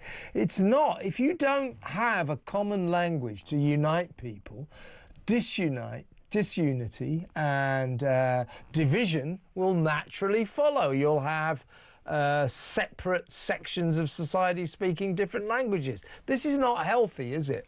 It's not healthy at all, no, because we need to work on integration, but of course we need to stop the boat. Oh my God, you know, we need to stop the boats. We need to stop mass immigration. And for the people who say, oh, well, you're being racist because, you know, you're complaining because he can't speak English. Well, no, it is a real problem for those people in those communities who can't speak English, because they have no choice. They have to rely on community leaders. They have to rely on elders, and they cannot get out of those communities. They have no, they cannot develop, they can't grow. There's no way they can get jobs, for example, and this ultimately, we have to deal with this. The taxpayer has to deal with this. Someone who cannot speak English cannot work, at least, or they can only work in the black economy or the grey economy. And we have to foot the bill. And it's just so unhealthy on every single level. It really is, and when people say, oh, the multicultural society in Britain is failing, this is why. It doesn't have. I'm quite a fan of the idea of a multicultural society, different cultures integrating, forming an interesting nation. I'm quite a fan of that. But the problem is if your various cultures involved in your multiculture just stick entirely to their own culture to the extent they don't even speak English, they don't even speak the language of the country they live in, this is not going to work. This is not multiculturalism. This is different cultures living in parallel universes in the same land. And it cannot lead to anything good. It can only lead to division. It leads to sectarianism and sectarian politics and religious fundamentalism, as we've seen, and those are the issues that again never used to be English issues. So our politics is changing, our society is changing, the way we integrate with each other and interact with each other in public is changing. All of these things are proving to be massive challenges to us, and we simply cannot even have the situation with a few noble exceptions like this channel. We cannot have the conversation that says, well, what do we do about it? How do we broach this challenge? How do we say, well, diversity, when it gets to a certain level of super diversity, when there are so many people and they are pouring in and they are from cultures who simply hate us and do not want to integrate, what do we do about that? How do we begin to have that conversation? We're a million miles away from that, because when people are beginning to try and have that conversation and they're voting for reform and they are championing their own culture by putting flags up, they just get called racist. So that idea of shutting down the conversation time after time after time is doing nobody any good. Living in a fantasy and just lying, and again this word, it's the second time I've used it tonight, gaslighting about where we are as a society and pretending everything is okay. That's not good for the indigenous population, the taxpayers, the people who've lived here forever, but it's also not good for vulnerable people who can't speak English and who are stuck in communities that might not be great for them. I'm thinking particularly about women and young girls. Yeah, as I say, multiculturalism, I like the idea of it. It cannot work unless we all speak the same language. It just cannot work. And that is potentially an explanation for why it isn't really working right now. Philip, fantastic to talk to you. We'll talk again for our regular slot on Thursday. That's the excellent Philip Kisley, Senior Fellow at the New Culture Forum. What do you think about that? 1 in 3 kids, nearly 1 in 3, almost a third of pupils, 20,000 of them in Glasgow, which is our asylum seeker capital of Britain, do not speak English as their first language. This kind of odd, isn't it? 1.1 million people altogether in this country, in the UK or in England and Wales, either can't speak English at all or don't speak it very well. Do you think this is a problem? You and Philip and I both agree that it is. I think it's something that we should tackle, don't you think? 0344 499 1000. Is it really so much to ask people who want to live here to try to learn to speak the local language? Is it too much to ask? 0344 499 1000. When we come back, we're going to talk about pride, the rainbow-coloured pride.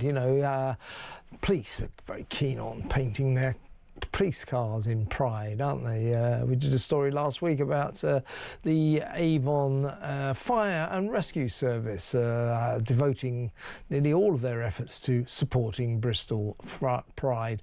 Not against any of that, I suppose, but should we spend so much money painting public vehicles and buildings and zebra crossings just to say, oh, look, it's Pride, rainbow.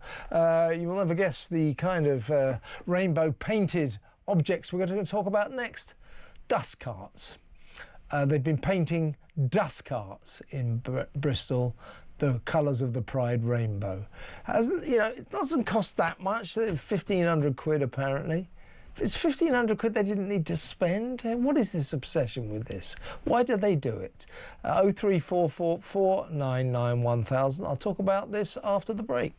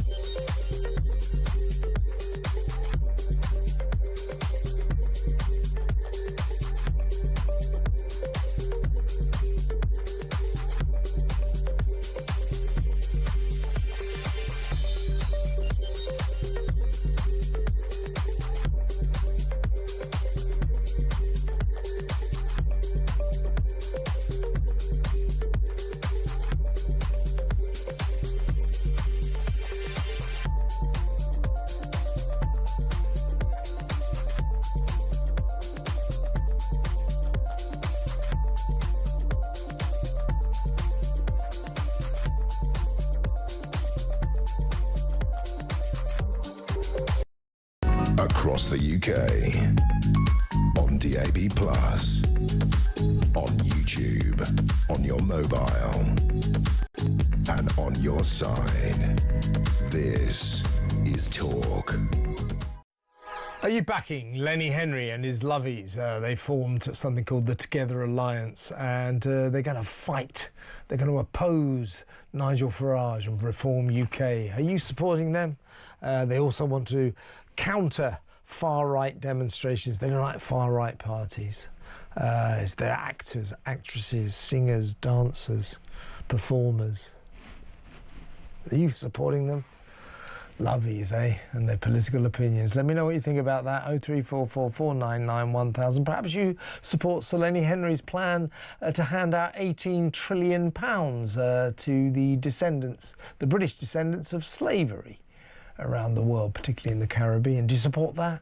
£18 trillion? It'd bankrupt the country, but boy, oh boy, we could really polish our halos after that, couldn't we? Thanks, Sir Lenny. What is the point of even saying that? It's just so we go, oh, isn't he wonderful? God's sake. Does he really think we're going to do that? He probably does. Yeah, the trouble is, if we're not careful, we probably will end up doing it. This country's so insane. Together we can give £18 trillion to the descendants of slavery, people who probably couldn't point to the Caribbean on a map. And, of course, we can oppose Nigel Farage. They don't like what the majority of the country are thinking right now. Why do they not like the people of this country so much? Because what we're talking about is Reform UK, a very popular party. They've got the zeitgeist, they've got momentum. And Lenny and his gang of lovies don't like that. Why don't they like you so much? Why do they hate the country so much? 0344 499 1000. Right, let's talk about Bristol Council. They've got a company called Bristol Waste. It's part of the council. And Bristol Waste, back in July, they started painting their dust carts. So they collect the refuse, their rubbish collectors, the dustmen. There they are. They painted their dust carts in the colours of the Pride rainbow. I mean, sort of why? I mean, I'm not against supporting Pride and all that and rainbow coloured this and that, but I don't think we should be spending public money, our money, council taxpayers' money, on this sort of nonsense. Do you? Let's talk to political strategist Pete Barnes. Hi, Pete. Hi, Kev. How's it going? Nice to see you. Good to see you. What do you... Now, look, I hope you won't mind me saying this, but you're a gay man. and I'd be interested in your view on whether or not you think it's a good way of Bristol Council to spend council taxpayers' money painting dust carts the colours of pride, the rainbow colours of pride. Do you think that's a good way to spend public money? Absolutely not. This stuff absolutely infuriates me. I mean, one, it treats the gay community like children. I mean, we're not 4 years old. We don't need dustmen in fancy colours. To be fair, some of them do. I have to admit, the intelligence of some isn't that high. But my problem with this is actually the people spending the money think this is going to make an ounce of difference. That's my problem. Like, don't get me wrong. This amount of money is just obscene, but it's, you know, asking a council to spend money logically and sensibly. So, yeah, good luck with that. But again, it's the people who are in charge of these councils, these budgets, these DEI, you know, lanyard people, as I like to call them. You know, they've nothing else to do, so they have to manufacture and spend the money. Because you have to remember that a lot of local councils' budgets is set by national government, so they have to spend the money on these certain things, and it's just obscene. There is a homelessness problem, a mental health crisis, a drug addiction problem. The list goes on. The one thing that is not going to make an ounce of difference is dustmen and these little van things and all the rest of it. And the rainbow, not get me started on the rainbows on the floor, you know, on the zebra crossings. Zebra crossings, police cars, flags everywhere. Let me read out a spokesperson for Bristol Waste, which, as I say, is funded by Bristol Council, so the public pay for this. Bristol Waste was set up in 2015. This is what they said about painting their dust carts in the colours of Rainbow Pride. Bristol Waste Company is proud to be an inclusive and welcoming organisation that reflects the community we serve. This pride livery on our street sweepers, that's the dust carts, also featured recruitment messaging. Don't care. We used Bristol-based companies whose costs are highly competitive, which meet social value objectives. Okay, so what they're saying here is they went out of their way to be very economic about spending this money on painting the dust carts. I could come up with something that was a bit more economic than that. Don't paint them in the first place. Wouldn't that be a thought? Oh, the thing is, that thought will have never crossed their minds at all, because, you know, that's the biggest problem. I don't think a thought has ever crossed their minds. I think that's the more dangerous thing. But actually, again, it's the fact that they think that they're making a difference. And that I find that quite disturbing in a way, actually, because it is just spending money for the sake of spending it. And it's not actually targeting and helping. And the fact they call it livery, I think that's a little, you know, a bit egotistical, if I have to admit. But it's that word inclusivity. It just makes my skin crawl, because what they mean is exclusive. It's about dividing, it's about separating, and it's not about inclusive. It's about you're special, and here's your little truck to go with it. That is how they think of the community, the gay community in general. And my bigger problem is, because they're pushing this, you're actually seeing a backslide in things like support for gay marriage, in things for gay rights, and a lot of it is obviously down to the trans agenda and the absolutely Frankenstein-esque attack with the puberty blockers and all that stuff. But of it, like, it's just these little things that chip away.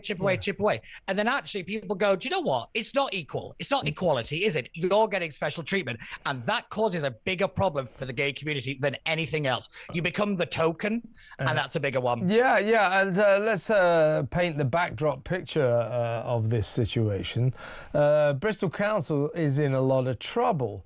Last month, it announced it would be faced with a £117 million budget shortfall.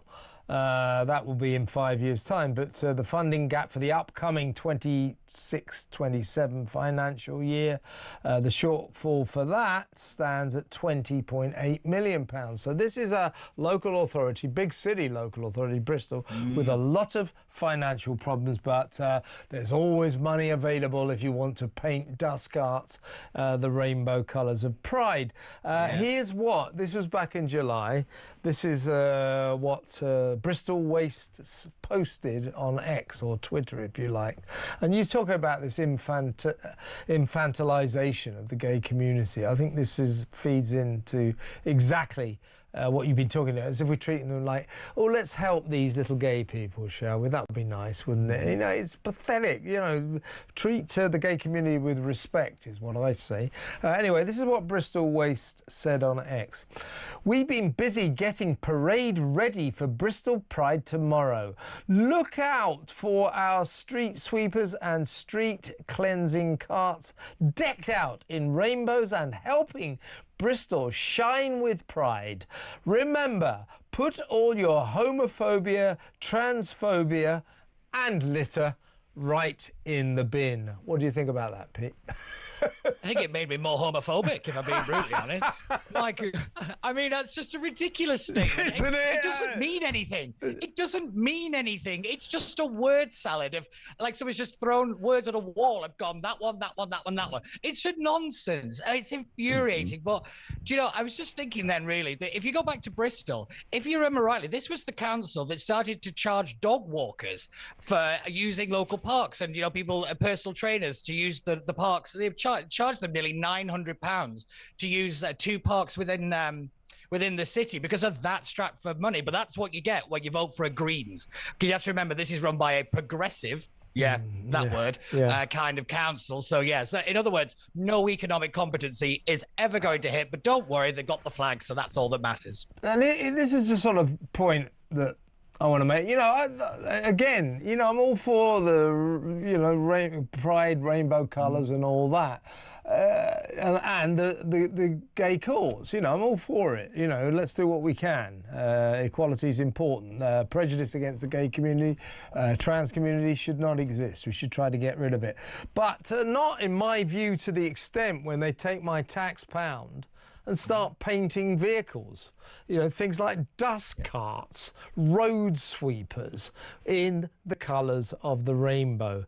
It's just ridiculous. And in what way does this help the gay community? This dust cart sweeper thing going round Bristol, helping Bristol shine with pride. In what way does that help the gay community, do you think? Not one iota, but the reality is what they could do is, you know, maybe stem the tide of illegal immigration, which is people coming from countries where it is illegal for me to even be there, and we have a tendency to be dropped off tall buildings. So, you know, it's an accidental hazard for most of us. But this is the reality. Is the progressive people are using communities as kind of weapons, yet again, to say, look how great we are. But yeah, by the way, we're just going to throw you to the wolves the minute that, you know, a bigger minority comes in. This is the bigger problem of the kind of competitiveness, of the kind of the progressive politics. It's just a nonsense because it doesn't make any sense. I've stopped trying to find logic in the illogical and the stupid, and this is a prime example of it. And do you find, I'm not asking you this as a commentator, journalist, or a political strategist, as a person, as a gay person, do you find this sort of thing patronising? Without a doubt, without a shadow of a doubt. It's like, I'm not a child. I'm a grown man. I've got my own thoughts. I've got my own ideas. And more importantly, I'd like the gay establishment, so people like Stonewall and those organizations, to start saying, stop doing this and start actually helping and not pandering just so they can make some money on the side. There's a big problem within the gay community of not kind of shaking this nonsense off and wrapping themselves up in the rainbow flag. You know, in the same way that, you know, they accuse people of wrapping themselves up in the Union Jack. There is a big problem of kind of what they call gay washing, and it's a bit sickening, actually, when you hear it's your own side doing the thing that you hate the most. Pete, really good to have you on the show, and hopefully you and I will stage a romantic reunion, emotional reunion on Friday. I've been missing from my Friday show for a while. Pete is my Friday friend, so hopefully we'll get together for the Political Asylum on Friday night. It's always good to talk to Pete. Thank you very much to Pete Barnes, political strategist. What do you think about that? Rainbow-coloured dust carts, street sweepers. I mean, you know, I'm not against anything to, you know, kind of promote the gay cause, but the people of Bristol, they're paying for this. on road sweepers? Really? Is that necessary? 0344 499 1000. Let's go to break. When we come back, as I said, we'll take some phone calls. Don't forget to get calling. Let me know what you think about some of the issues we've been talking about tonight. I'll run through them again in a minute. In the meantime, stay tuned. We will be back in just a moment.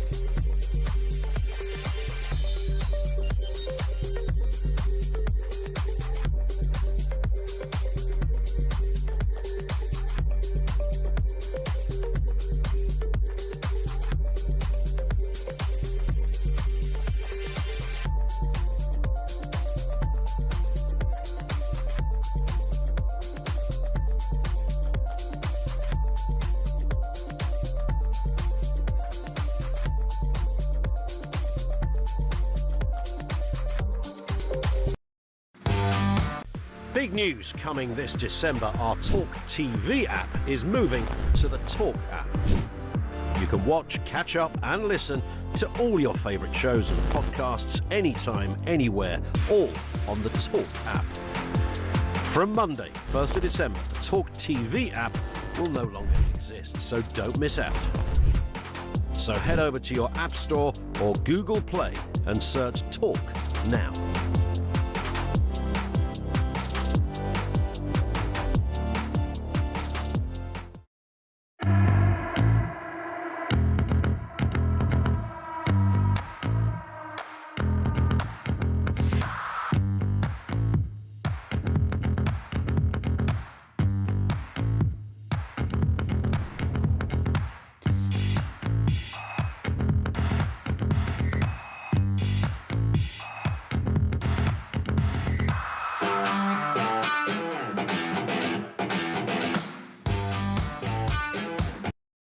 Across the UK, on DAB+, on YouTube, on your mobile, and on your side.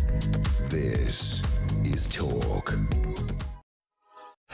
Welcome back. If you're a supporter of Reform UK, of Nigel Farage, if you're planning to vote for Nigel Farage's party, Reform UK, at the next election, what do you think about these lovies, all these showbiz celebrities who formed an alliance called Together to go against what you believe in?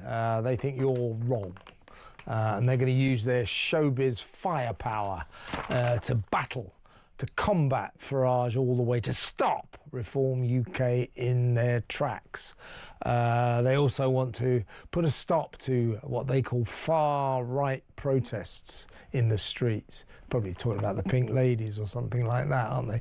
People who protest about asylum seeker hotels. So what do you think about that? That these showbiz lovies, they think you're wrong and they're going to campaign for all they're worth, all their little celebrity lives are worth, to try and stop Nigel Farage getting into number 10 Downing Street. I mean, if it's any solace to you, I don't think it will succeed, because people don't tend to listen to celebrities in these circumstances. Ask Donald Trump, or more to the point, ask Kamala Harris, who had the full support of nearly everyone in Hollywood as she went into the last presidential election. And we know what happened then, don't we? That she got a shellacking. She was absolutely annihilated. The people of America said, hey, you Tinseltown stars, we don't care what you think. Do you care what celebrities think about politics?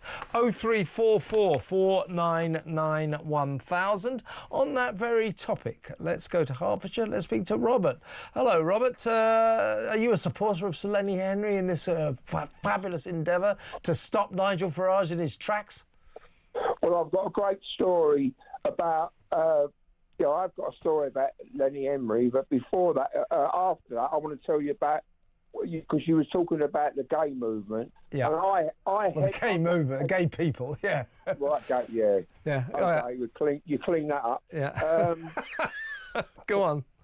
Well, as you can probably tell, I'm not even gay, and I ended up heading the very first gay Pride March. But I'll tell you about that in a minute. Right, Lenny Henry. Yeah. In the early 70s, there was you're not old enough to remember, there was a show called New Faces, okay? Yeah, I remember that, yeah. Did he win it or something? Right. Yeah. Okay, well, what happened was, you see a bloke, he had his back turned to the camera, and he was dressed up as Frank Spencer, and you heard, he turned round, and it was Lenny Henry dressed up as Frank Spencer. He done a really bad impersonation, and everybody laughed because he was black. Now, he got a living. Well, yeah, but do you think it was him? I mean, I think he was quite a good mimic, old Lenny. I don't remember that. I don't necessarily. I suppose you're right. I suppose because Benny Hill used to do that. Do you remember Benny Hill used to do? He used to do sort of blackface with kids talking in, so it'd be black kids, but it'd be him black-faced up, not very politically correct these days, talking in regional accents, Newcastle, Geordie and Scottish accents, and people would automatically burst out laughing at that. Yeah, but right, since he became a sir, and I can't believe that he was made a sir, because he was made a sir at the same time. No, he does a lot for charity. What? Yeah, but now I'm not running him down. I'm not suggesting he's crooked, because he's not. He's not crooked. He's with a good heart, but that red-nosed guy and all that, that's all crooked, mate. I don't care what's... No, I gotta say, you can't quite say that. I mean, I think the problem with... Well, I mean, comic relief is all right in its way. All right, let me ask you a question then. Yeah. Do all the cameramen work for nothing? Do all the technicians well, would you nothing? expect them to? Would you expect them to? I assume the showbiz stars work for nothing. Well, yeah, for Children in Need, it was revealed some time ago when Terry Wogan used to host it. It was revealed, it emerged one year that he was getting 10 grand a show, and he announced that he had no idea. That might even be true. That's what it's like when you got showbiz money pouring into your bank account. You don't even know when you just earned 10 grand.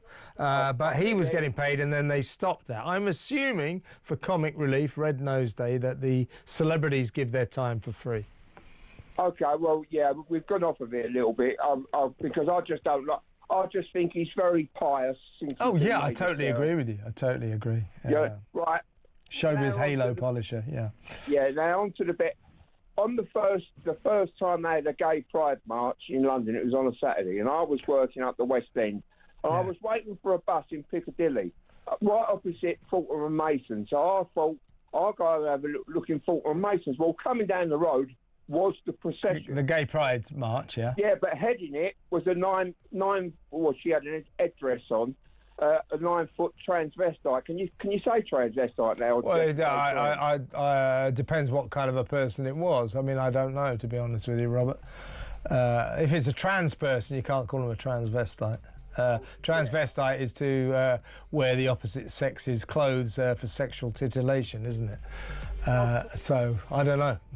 As I've crossed the road, the leader, who by the time he had his headdress on, he was 9 foot tall, he's grabbed my arm, and we're walking, now I'm heading the gay pride movement. Yeah, there you go.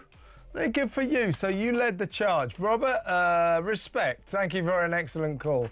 Robert in Hertfordshire, who led the Pride March, an early Pride March in London. When we come back, the Royals, stay tuned.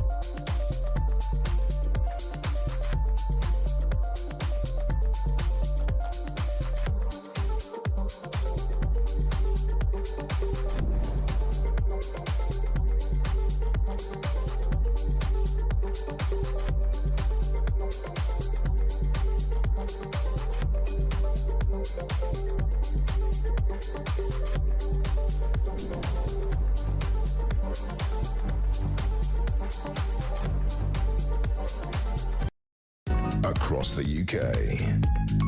On DAB+, on YouTube, on your mobile, and on your side. This is Talk.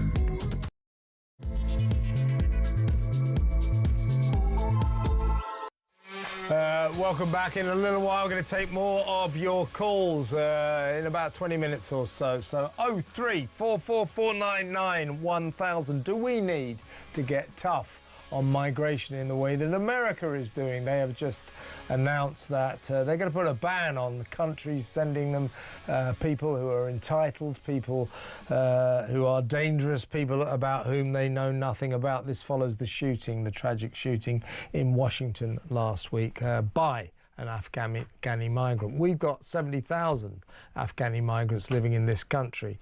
Do we need to get tough in the way that America is getting tough? Also, what do you think about the fact that 1 in 3 Glaswegian or Glasgow school kids do not speak English as a first language? 1.1 million people around the country don't speak English either well or at all. Does that worry you? 03444991000. A big topic that seems to be getting you going, very happy to talk about it because it's quite funny, is Lenny Henry's Together alliance, a bunch of celebs, showbiz stars who are going to fight to try and stop the rise of Reform UK. If you support Reform UK, what do you think about these people using their platform to basically say you're wrong, you're stupid, you're right, you're a fascist? That's sort of what they're saying, isn't it? 03444991000. Right, let's carry on with the show. Let's talk Royals, and it's Talk's Royal. Let's start that again. It's Talk's Royal correspondent Rupert Bell. Welcome to the show, Rupert. Evening, Kevin. Always a pleasure. Well, listen, first off, let's do this story because I like the name. Meghan Markle has achieved a new nickname, Salmonella Sussex. And what it is this was about a week ago, and it's gaining traction. More and more people are getting angry about it. Just before Thanksgiving in the States, November the 22nd, whatever it is, she goes onto Instagram. Well, we're going to play that now. And in sort of fast motion, you can see her seasoning. I hope we're going to play that now, are we?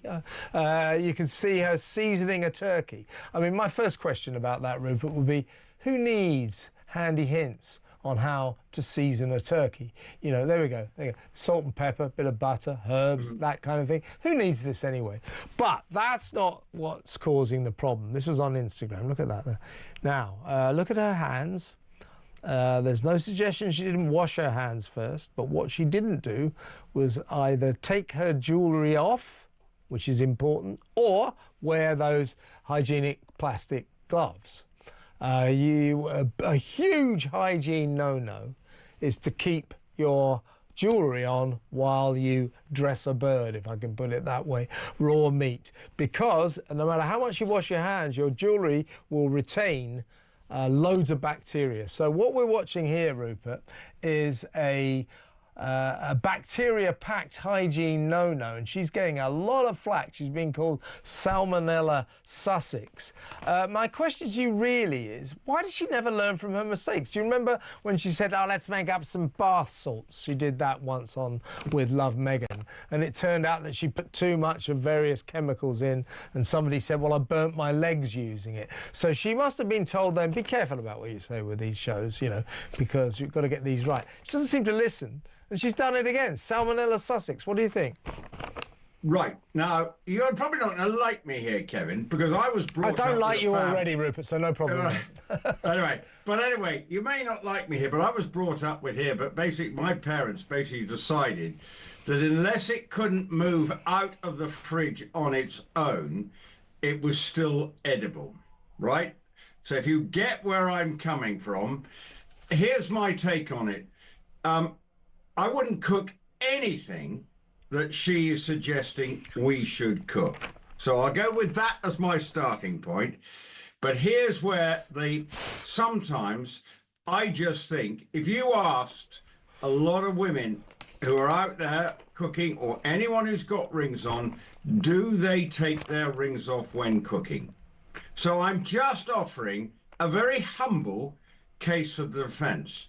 But actually where I come from more normally is I wouldn't want to be eating anything that she is suggesting we should cook, because she can't cook.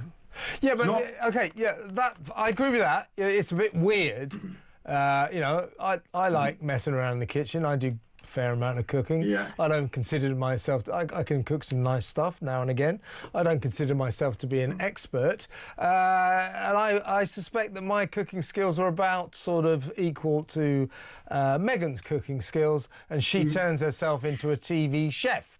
Now, the point is about your point about whether or not you wear jewellery when you season a turkey.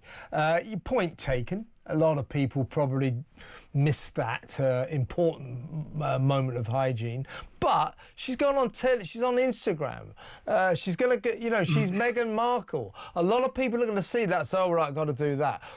In her position, you know, she's got like millions of followers on Instagram. She should take the trouble to get these things right. I don't. That's where I'll agree with you, but I don't think she should be aware. But the point is, she's turning up, and we're going to have to watch her new Netflix documentary tomorrow. Exactly. I'm sure you can't wait for this. Latest. I'm on the edge of my seat. Can't you see? Look, I'm right on the edge of it. I mean, this is the ultimate Christmas treat. And I wouldn't go anywhere near what she's offering. And she ends up wearing fancy designer clothes when she's cooking. So the whole shtick is wrong. But I'm not going to get into the health and safety aspect of it. I'm just going to go, she's not a cook. End of. All right, we'll agree on that. It is a bit. It's very odd that a girl, a woman who's no more than an amateur cook. I'm sure she's quite a good cook, but she suddenly sort of says, you know, I'm Rick Stein. You know, I'm Gordon Ramsay. No, you're not. You're not. It's very bizarre. And that program, the new series With Love, Meghan, the holiday special. It's not a series. It's a single show.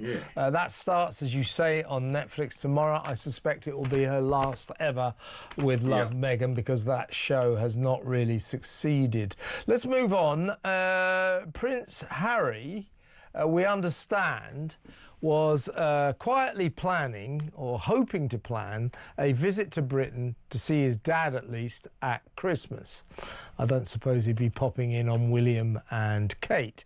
It looks as if that has been ruined by the fact that the royal family, apparently the King in particular, are fed up with her continuing insistence that she's Her Royal Highness Meghan, the Duchess of Sussex. This arises from her interview in Harper's Bazaar magazine. They believe to this day that Meghan breaks both the spirit and indeed the letter of the agreement that Harry and Meghan made with her late great Majesty the Queen, the late Queen, which was not to use their royal titles, not to overdo all of that, and yet she is clearly trading off that and putting it into a big interview in a big American magazine. The royal family apparently are fed up with that, and the King has let it be known, Harry, don't come back at Christmas. I don't think he ever was coming back at Christmas, but she shouldn't even begin to do that. That is so up herself that it is ridiculous, right? I'm back on track here, Kevin. You can feel me coming back here. You didn't get the redeeming yourself. I'm redeeming myself because I'll go hock deep here, and because back in the day, people used to be announced. You say if you went to a big occasion, you were announced to say the King and Queen, and you'd be announced as, you know, whoever the guests were coming in announced. You do not get announced in America, where titles are nothing, to a journalist walking into the room as the Duchess of Sussex. Give me a break when it comes to that. That is so wrong, and that is so pretentious, so up its backside, that is a problem. if someone from Harper's Bazaar, and what is interesting, she was actually supposed to be writing what would presumably deem to be a puff piece on her behalf. But if that hasn't backfired and made think, why does Meghan think in America, where titles are absolutely irrelevant, that she thinks she needs to be announced as the Duchess of Sussex? I mean, what is that about? Meghan, Duchess of Sussex, I'm sorry. In a New York brownstone, where only she and the interviewer, the journalist from Harper's Bazaar magazine, so the journalist from Harper's Bazaar is sitting in the brownstone, in the living room. The house manager apparently came to the door, opened the door, and went, "Meghan, Duchess of Sussex." I mean, how pompous is that? Well, I'm sorry. I mean, Kevin, I hope when you walked into the via the production room that you were announced by somebody within Talk Tonight and said, as you entered into the production room, "Here comes Kevin O'Sullivan." Yeah. I mean, that's what it's about. Kevin, I mean, political asylum presenter. You know, it's exactly. Just ridiculous. It's just, it's rubbish. And I'm sorry, I mean, when you think back in the day, you know, dukes and duchesses were revered people because that was the way society worked now. But actually, most dukes and duchesses in this country want to be probably most of the time totally anonymous. I mean, I made a point when talking to Kinsey on our latest Heirs and Spares programme about the fact that someone like the Duke of Westminster, you probably wouldn't even know what he looked like. Do you see what I'm saying? Yeah. You know, and he is one of the richest men in this country, yet most people, if he walked down the street, we wouldn't know what he looked like. Now, Meghan wants to be entered into America where they don't have a title as the Duchess of Sussex, and that is the comparison. It is absolutely horrendous that she even thinks that is something that she should be doing. Help me God. It's a sort of status chasing embarrassment. I agree with you. Now here is something that will upset Harry, I would have thought, maybe Meghan as well. Charles and Camilla, King and Queen, are going to America next year to celebrate I think it's 250 years of independence. And they have let it be known that there is no time to schedule in that visit to the States a meeting with Harry and Meghan, or even Harry just on his own. They'll be over there. His dad will be over there, but he's got no time to see Harry. You do increasingly get the message. I'm not saying that the King doesn't love his second son, but he is increasingly sending him a message. The way you behave, you know, I'm not going to hang around with you too much, son. Do you see what I mean? Well, the point, I think, is that if he did turn up, it would take away from what he's there to do, which is actually 250 years since the independence. Yeah. Trump has invited him there. It's to honour, celebrate, in America's terms, their independence from the old country. So there's all that symbolism. What we don't need is the soap opera sideshow. Now, they're also talking about when the World Cup takes place in America later in the year, there's already stories coming out about will, as president of the FA, will Harry turn up at matches that England are playing at, or Wales, or any other of the home nation, Scotland, you know, turn up. So it becomes a soap opera, and this is part of the royal family's problem, is that these negative influences distract from what they're doing. Now, you think this week, what are we talking about? Funnily enough, Meghan's launching her Netflix program tomorrow. Yeah, I'll bet we've got a German state visit taking here. A big moment for the royal family. They have a state visit. That should be the story. But what probably will be the story is that Meghan's cooking with her jewellery on, or cooking bad turkey. Do you know what I mean? Yeah. So there is the problem for the royal family, the soap opera element. If Andrew turns up somewhere, he can't be seen anywhere near because they become the story. And that's what the king is desperate to avoid, is that he should be there representing Britain at a significant moment in America's history, and we don't need the subplot of a royal family soap opera dominating the headlines. Yeah, exactly, Rupert. But it is interesting. Apparently, Harry and Meghan have been known as it's been relayed to them in no uncertain terms that there will be no room in the King's schedule, the King and Queen's schedule, when they come to America, to fit in a visit to Harry and Meghan, or for Harry and Meghan to visit them, or even Harry on his own. I mean, that is a message being sent. It's sad in many ways, but I don't mind if there is a private visit that is never seen in public. But the only problem is the royal family don't trust Harry and Meghan, because it will come out. Because if he could say, right, I'll nip over to New York, because he seems to nip to Toronto and New York at a drop of a hat for anybody else, and say, right, come and see me, lovely to see you, but no publicity. Now that would be the way forward, and for God's sake, don't mention it to anybody. That is the way they need to do it, because the royal family want to see some element of trust. Because even recently, you know, we've seen Harry do interviews after seeing the King, and he does stuff, and you go, oh my God, shut up. And that's the problem for the royal family. They don't feel there's any level of trust, and so it must be sad. And William's going there, you know, try and, you know, should he meet up? Yeah, he won't meet up with Harry, will he? No.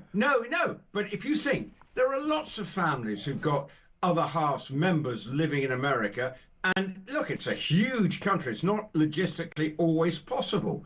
You know, from west coast to east coast, it's a, what is it, a 5-6, 5 hour flight? About 3-4 hours, yeah. Yeah, you know, so it's not always easy, but people sometimes try and engineer a way of meeting up. So it is sad, and for the King, and he doesn't want a distraction, and the Harry is a distraction. Look, he's just been in Toronto, talking to people about housing in Canada. I think. No, you're wrong about that. You're wrong about that. It was a real estates conference for which he was presumably paid very well. He made it clear he would not be talking about flogging houses. He said he would be talking about service and leadership. The kind of service he showed when he deserted his royal frontline duties and ran away to California with his Hollywood wife. So I don't think we'll be taking any lessons about service from Prince Harry, will we?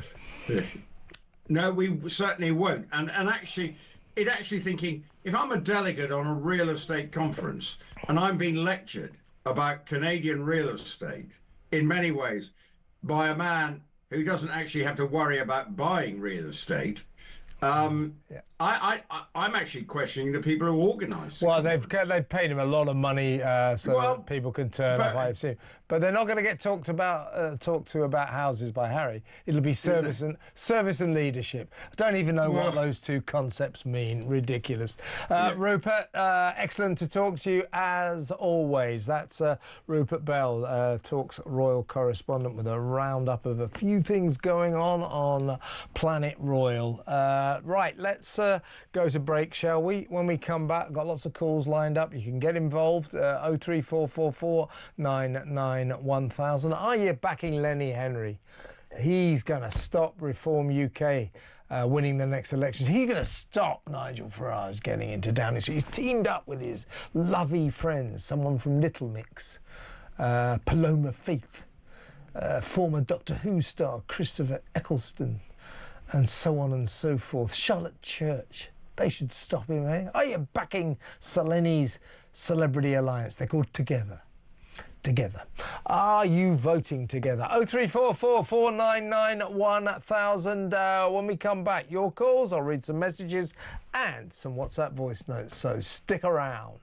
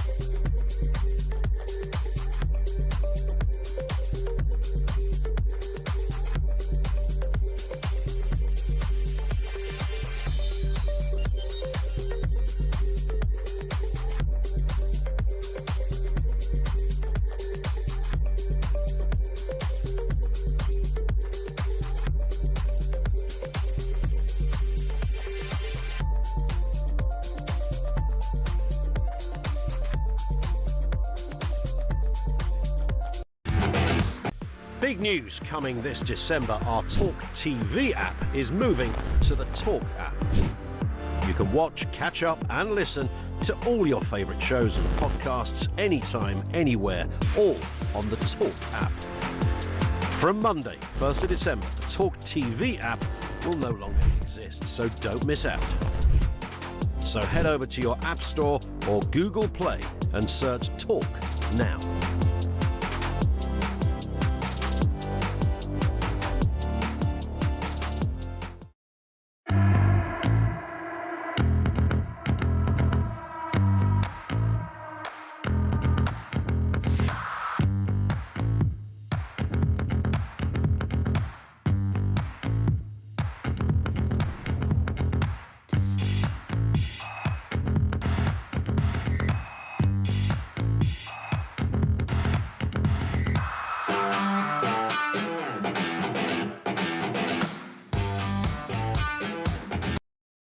Across the UK, on DAB+, on YouTube, on your mobile, and on your side. This is Talk. Welcome back. I got a message here from Mark. He said, Kev, you're a true professional managing to keep your show going when it's Fulham 4, Man City 5 with 10 minutes to go. Yeah, my team Fulham, they're playing at Craven Cottage here in London against the mighty Man City. We were about like 5-1 down. It's now 5-4. What a game. Still a few minutes to go. Come on, Fulham, you can still do it. Imagine that, 5-all. Anyway, I guess I digress. Sorry about banging on about my team, but it's been an interesting evening, to say the least. Can you believe that? Like a Sunday Park game, 5-4. Right, let's replay WhatsApp voice note first. This is Hayden on Lammy and the courts, the trial by juries that he wants to get rid of. What an absolute joke of a politician. You can't do away with juries, because before you know it, you're going to have judges that are nobbled, that are offered money and all the rest of it. There's no safeguards in place whatsoever. And not only that, if we start rushing all these trials through the courts, where the hell are we going to put people that are due to go to prison? Even if it is for less than 3 years, where are we going to put these people? Prisons are absolute capacity now, so what do we do? The best thing Lammy could do is resign and take the rest of them with him. It's about time we got this lot out. What an absolute disgrace. Yeah, Hayden expressing the frustrations that many of us feel, particularly about David Lammy, but this Labour government generally. We've got to get rid of them. Well, we can't. Probably stuck with them till 29. But Lammy getting rid of trial by jury, that's a cornerstone of British justice. And if we don't have trial by jury, there goes British justice. It's destroyed. You know, judges would make different decisions, probably 7 or 8 times out of 10 to juries. So it's a question of whether you get tried by your equals. That's the principle. 12 men and women, honest, decent and true. Just a selection of society, picked at random. You get tried by them, essentially. They decide. It's whether or not you want that to be...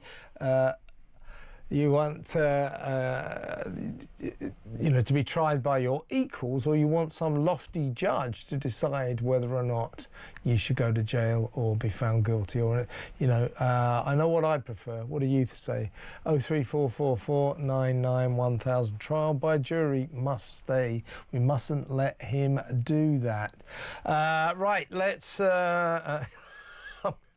I'm getting a lot of texts about Fulham, but we better get on with the show. So Tony from Enfield talking about the Showbiz Alliance together. Tony says, this is the funniest thing Lenny Henriette has ever come out with. Certainly the funniest thing he's said for a long time. It's the funniest thing he's said since we should pay £18 trillion in reparations to the descendants of slavery. That would bankrupt the country. I don't think that. So that's not actually funny. Well, it's so absurd, it is funny. Let's go to the phones. Let's talk to Jess in Kent. Hello, Jess. You want to talk about the English language? What would you like to say? Hello, yes, hi. Sorry to distract you from Fulham. No. I mustn't get distracted by it, so please, God's sake. No, all I wanted to say was it's a sad state when these enclaves of immigrants are only speaking their own language. Integration is the only way forward, but equally, we need the right immigration. But what I wanted to say was, I see it from another side. I'm half Spanish, and when I go to Spain, I see so many English people that have bought their properties and have their own English enclaves and do not learn the language. Look, Jess, that's a really good point. I was part of a British community in America where they sort of speak the same language. But a lot of Brits just hung out with themselves. They went to British pubs, they went to shops that sold British goods. So they were like a community within themselves, not integrating at all. Now, if you take that to a country like Spain or wherever, where the British are living and they're not speaking the local language. Yes, I absolutely agree. It's a good point. The British can be some of the most isolationist people abroad. When they're abroad, they're not good at integrating, but that isn't to say that they shouldn't be good at integrating. They should be better at it. And I think the problem, as I keep saying, I'm quite a fan of the concept of a multicultural society. This is the modern world. The world is smaller than it used to be, and it will make a country interesting. But if your immigrant communities don't speak English, then that is a recipe for division. How can there be integration with people who don't speak English, if you see what I mean? Absolutely. That's the problem. That adds to the culture as well. That adds to learning the culture, learning what's right and wrong. But we cannot cope with the tons and tons of dinghies arriving. We just cannot. No, yes. Again, that plays into what we were talking about at the beginning of the show. The fact that America, was getting pretty tough on immigration and migration generally already. But that tragic shooting in Washington last week by an Afghani migrant, America's gone into overdrive saying, right, that's it. We are shutting down. We are not letting these people in. We're not letting any more people in that we don't know about. Maybe that's the catalyst we need. Well, yeah, but we wouldn't want to wish for that. But I do. No, absolutely not. But I do. I take your point. I know what you're saying. We've had the catalyst already. Yeah. We have. We've had a lot. There were murders, there were rapes by asylum seekers, by migrants, more and more. So we've had our shock treatment and we have not responded. America seems to be responding. And my point is, Jess, I think we should respond. I think our government should realise this is an issue of national security. It's an issue of safety for the people of this country. That's what this is all about. Absolutely. Well, I'm not far from Crowborough, to be fair, and that's a joke. But it's not about not in my backyard. It's just not in anyone's backyard. We should be detaining people. We should be detaining them in Nightingale-style camps and processing them quickly. And if they're coming here legally, though, Jess, is it too much? Different. Is it too much to ask? That if you don't speak English when you arrive, for God's sake, learn when you get here. You'll enjoy it more. You'll integrate with us more. The whole experience will be much, much better. But the way we have it now is more and more people, or we have 1.1 million people living in this country who either don't speak English at all or speak it very, very badly. And now we just learnt that 1 in 3 school kids in Glasgow, 20,000 of them, don't speak English as their first language. All of this, I think, is culturally very worrying. Jess, really good call. Thank you very much. Jess in Kent. Let's go to a break. When we come back, more calls and more WhatsApp voice notes, and I'll read some more messages. So stay tuned.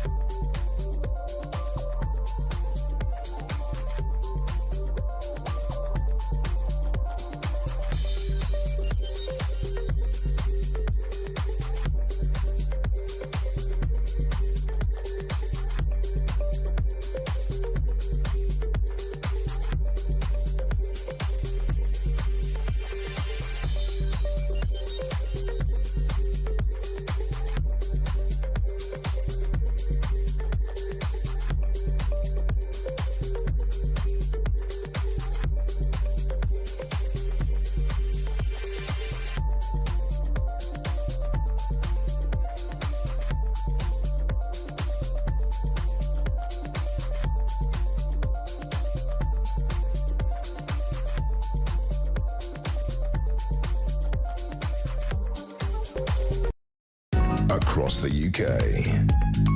On DAB+. On YouTube. On your mobile. And on your side. This is Talk.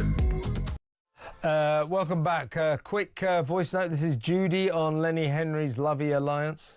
Lenny Henry's always complaining about racism in this country. He hasn't done bad out of it, though. He's been a star since he was 16. One thinks he must be a multimillionaire because he's always been in show business for that long. If this country were racist, he'd be uneducated and would be cleaning toilets because he'd have been a second-class citizen instead of sitting there in his big house. It's that's a really interesting point by Judy. He's always gone about racism and the dreadful racist nature of this country. Well, he's a person of colour and he's done pretty damn well here. So does that indicate a racist country or does that indicate a tolerant country? Let me know. 03444991000. This is Karen talking about the pride-coloured dust carts in Bristol. I hope you're well. I'm from Bristol, says Karen. I didn't vote for this crap, nor did anyone I know. Yeah, that is the point. Here's Neil from Wakefield. I went to live in the Canaries a number of years ago, and I learned Spanish. I definitely got treated differently by the locals by just being able to converse in their language. It makes a world of difference. It's not that much to ask. If we could just persuade these people who come here to live and then don't bother to learn to speak the language, they'd enjoy their experience of being in this country a lot more, and we'd enjoy having them a lot more if we could talk to them. You see, it's pretty obvious. It's not rocket science, is it? This is Leslie. Talking about the King. The King talks about climate change and religion. It's about time he came out to protect and defend our rights for trials by our peers. Well, he won't do that because that's too political. The royal family don't get involved in politics unless it's climate change. Then they think it's okay. You're exactly right. Let's talk to Bridget in Suffolk. Hello, Bridget. What would you like to say? Hi, Kevin. Somebody phoned in and said about English people go over to Spain and don't speak the language. Don't speak English, yeah. Don't speak the language, yeah. Well, they do have to work over there. If they go over there to work, they have to learn the language, and their children often learn the language. Some, but I do think that British communities abroad are pretty notorious for not going out of their way to learn the local language. They just speak British amongst themselves. Yeah, but Kevin, you're not talking about the people who go there to work. They're people who often Well, it depends what they're doing. If they work for the holiday companies, they don't... or retire. I mean, I was a nanny. I worked for lots of families, and a lot of them used to come back from Spain and Portugal, and I used to look after them, and their kids could speak a different language for where they were living. That's good. I mean... but they come over here, people come over here from other countries, they get housing, they get benefits, they get everything from hospital and dentist, right? So they get everything for nothing. So you'd think they'd learn the language, but they don't. They don't assimilate. And the thing is, when we go over there to work, we have to assimilate. And then obviously there is a... Well, hang on a second. What's the difference between them? Why do we have to assimilate and they don't have If we go over there to work, we have to pay for our houses. You don't get many families going over to Spain, and then the Spain should go, we'll put you up with some housing and we'll pay for your housing. I see what you mean. We should stress here, Bridget, that the vast majority of immigrants who do live in this country do speak English, but 1.1 million people in England and Wales apparently cannot speak English at all or don't speak it very, very well. And this new statistic... I mean, that is not a good situation. No, so they should, because they come here because they say they're coming away from torture and war, but they can't be bothered to Well, learn the language. that's the asylum seekers who turn it. Yeah, and up, they live in ghettos. Yeah, but we're not necessarily talking about asylum seekers here. We're talking about people who came here legally in the first place, people who are part of a community who lived there. I mean, I took a call the other week from a guy who's talking about his dad. His dad arrived here from Pakistan when he was 20 years old, died at the age of 89 and still couldn't speak a word of English. That's what we're talking about. Yeah, but, yeah, all right, then but you can see it's still happening now. You've only got to go round some places in London and Birmingham. No, I mean, Bridget, not working, that don't work. Yeah. It's like they're in silos, isn't it? That doesn't help. Yeah, I totally agree with you there. But as I say, I mean, I know. I don't think we can sit here and go, the British are so great when they go to live abroad. They all make the big effort to learn the language and understand the local culture. We are not famous for that, Bridget. We're really not. No, when we go over there, and a lot of people that do go there to retire or go over there for the holidays, and they're terrible. I mean, I went out with a French guy, and it was a bit embarrassing because his daughter lived in where she had to learn Catalan, Barcelona, and he was French. She could obviously speak French because she was French. But then she lived in Barcelona and she could speak Catalan, and she knew English. But we don't. I agree. We just don't. We don't. We're not great. I mean, there's a sort of strange cultural thing about British people. We're not great linguists. Some foreign countries, they're sort of natural linguists. We're not great linguists. I mean, that's not to say that a lot of English people can't speak foreign languages.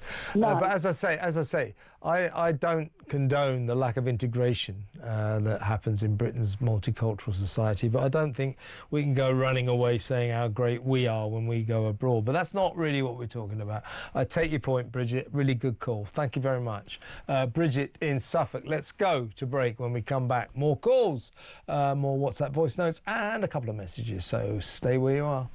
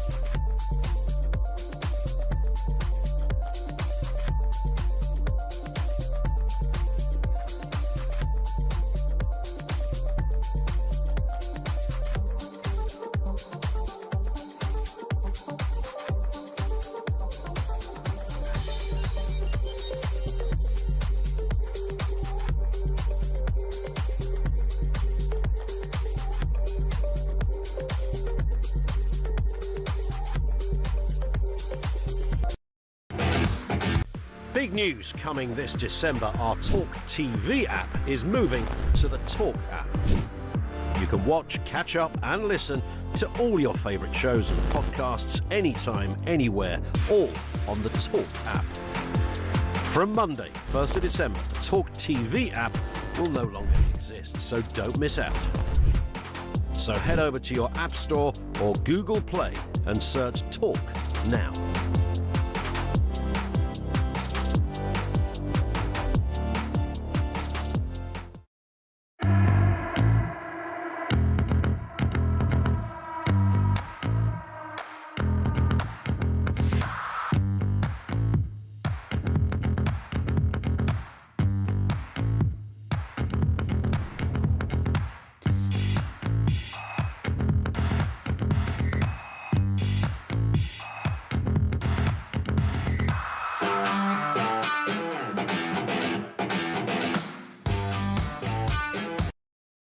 across the UK. On DAB+, on YouTube, on your mobile, and on your side. This is Talk. Welcome back. Let's go straight back to the phones. Let's talk to Daniel in Shropshire. Hi, Daniel. Hi, Kev. I'll tell you, this Together Alliance, have you seen some of the signatories on this thing? Yes, I have. I read them out, didn't I? You know, Lenny Henry, Polona Faith, somebody from Little Mix. That was my favourite. No, not just the celebrities. I mean the actual groups behind it. Oh, yeah. Who else is on it? Right, so you've got the Communist Party of Britain, brilliant, the Revolutionary Communist Party, the Communist Party Marxist-Leninist, yeah, the Socialist Workers' Party, yeah, and Corbyn's Your Party. Yeah, you've got all five of the most extremist left-wing groups in the country behind this. Yeah, and then you've got all these actors, singers, dancers and all that hitching their wagon to these extreme left-wing people. You're right, you're exactly right. But they like all that. They think it's, you know, they think left is nice. To be far left is to be nice, and to be right-wing is to be nasty, because they're from the uncomplicated world of show business. They got every right to their opinions, Daniel. They got every right to express their opinions. But I think there's an argument that they sort of misuse their platforms when they do this. As far as I mean, rightly condemn rightly condemn fascism and Nazism in this country, as we've always done. Yeah. But the fact of the matter is, communism has killed 4 times as many people throughout history as fascism. Yeah. Between 95 and 110 million people have been murdered by various communist regimes. Do you reckon Lee Ann Pinnock from Little Mix will be aware of that? But why? I mean, just for one example, Mao Zedong, the first leader of the Chinese Communist Party, killed 65 million people. Yeah. Just 65 million. Just think about that. Stalin did 26, Lenin did 7 million, but yet we do not condemn communism. That make any sense to me? Well, I think people with any sense condemn communism, but I'm not sure about these showbiz people, whether or not they would or not. They certainly would almost certainly not be aware of the statistics you've just delivered, Daniel. But hey, you know, welcome to the wonderful world of show business, the wonderful world of entertainment. That's the way it is. Good call, though, Daniel. Thank you very much. Good points there. Should we play another WhatsApp voice note? This is Hev on David Lammy. Taking the Queen's picture down, Queen Elizabeth II, you know, how dare they? How dare they? We are the taxpayers. We pay for those offices and those rooms, so we should have what we want on the walls. I don't give a damn if they work in those rooms. We pay for all of that. We've paid for those pictures to be put up, to be painted, to, you know, just, God, this flaming government drives me senseless. Well, Hev, with you there, with your frustrations that you expressed so angrily there, with you. I'm sure a lot of other people are as well. They are, you know, I was watching last week, well, I'm not lying, yeah, you are! You just want to sort of throw a brick at the screen when they don't answer questions. You know, why did you say that you wouldn't be able to put up the welfare bill? Why did you say we couldn't afford to lift the 2-child cap on benefits when you did? Keir Starmer, let me explain that. I want to answer that. I have put child poverty foursquare and centre of Labour's policies. That doesn't answer the question, does it? God, bunch of liars and evaders. Let's go back to the phones. Let's talk to Stevie in Bathgate. Hello, Stevie. I'm in. All right. I'm not so bad. How are you? I'm all right. What would you like to say? Well, about one or two of the previous callers, the Daniel guy, he's an idiot. Is he? Why is he an idiot? What do you want to say, Stevie, rather than just sort of randomly say previous callers were idiots? Why was he an idiot? What do you want to say? He he's an idiot for what he says. But personally, I would like every person in the country to stick up a Union Jack outside your house, not lamppost, not bedpost, just outside your house. Stick a Union Jack up and let them know that we're here. Yeah, but and we're staying. Did you hear what Daniel said? Did you hear what Daniel said? He was condemning communism. He said communism was responsible for hundreds of millions of deaths around the world. Well, why do you think that's idiotic? That's what he said. That's what he said, Stevie. He said he condemned it. Yes, he did condemn it. You have to listen to this quietly. He supported. Sorry, Kev. I actually heard he supported communism. No, he said it was responsible for the death of hundreds of millions of people. He condemned Mao Zedong, he condemned Stalin, he condemned East Germany, he condemned communism and said, why do people support it? Okay, you got the wrong message there. Okay. He's on your side. He's on your side, Steve. You have to pay attention. Thanks for the... I know. I apologize. That's all right. Okay. I've been listening to intermittent stuff. Yes, all right. Yeah, you obviously weren't paying attention then. But listen, Stevie, I'm with you about the flags. Support you 100%. Daniel would too. I'll guarantee you that. Thanks for a good call, Stevie in Bathgate. Getting the wrong end of the stick there. Here is Wayne. WhatsApp voice note on Lenny Henry. Lenny Henry. Last time he was funny, I used to watch him on Tiswas. He seems to have forgotten where he's earned his fortune. If he's that worried about reparations to all the Caribbean countries, go and give him all your money. He's an absolute... Yeah, you know, I don't know, Lenny. I don't know about Lenny Henry. I mean, is he a do-gooder or is he somebody who wants you to know he's wonderful, you know, signalling his own virtue? Let's give 18 trillion pounds away, you know. Let's bankrupt the country so we can polish our halos. That's just silly. It's fatuous, isn't it? It's fatuous. Just him saying, oh, we really got to do this. It's moral. It's not. It wouldn't be moral. It would put millions of people into poverty. It would put millions of Brits probably into starvation. That isn't the moral thing to do. It's the immoral thing to do. And, you know, this Together group to combat the rise of reform. Well, you know, what is it that they don't like about the people who support reform? Millions of people now support reform. And these people, these showbiz celebrities, oh, you're all wrong. Neanderthals you are. You know, come on. 03444 991 1000. Let's talk to Jackie in Yorkshire, shall we? Hello, Jackie. Hello. Hi. It's my first time calling, so I'm a little bit nervous. Oh, well, you know, don't worry. What would you like to say? No, well, it's about this, the celebrities. Yeah, go on, Jackie, yeah. They're doing. I'm Jewish, and I object to them, practically all of them, because really, underneath it all, because I can point them out, the list that you gave, they're all anti-Semites. They're the ones that, you know, continued, including, I'm ashamed to say, Lenny Henry. I always liked Lenny Henry. I would say, Jackie, you know, partly for legal reasons and partly because it's fair.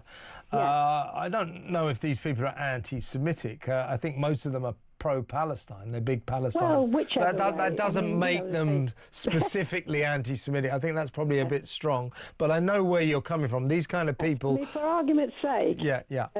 Lenny Henry's ex-wife, Dawn French. Oh, you're talking about that weird video she made? Oh. She's been pilloried for that thing that she did. Yeah, but that's not Lenny Henry's fault, to be fair. But Dawn French, she made that terrible video about... Why do these people do it? I mean, I always thought she was great. You know, and and I think to myself, why do these people jump on the bandwagon? Because it is a bandwagon, and the default setting of people in showbiz, it's not all people in showbiz, but most people in showbiz, is they support Palestine and they oppose Israel. I know, this is the thing. Yeah.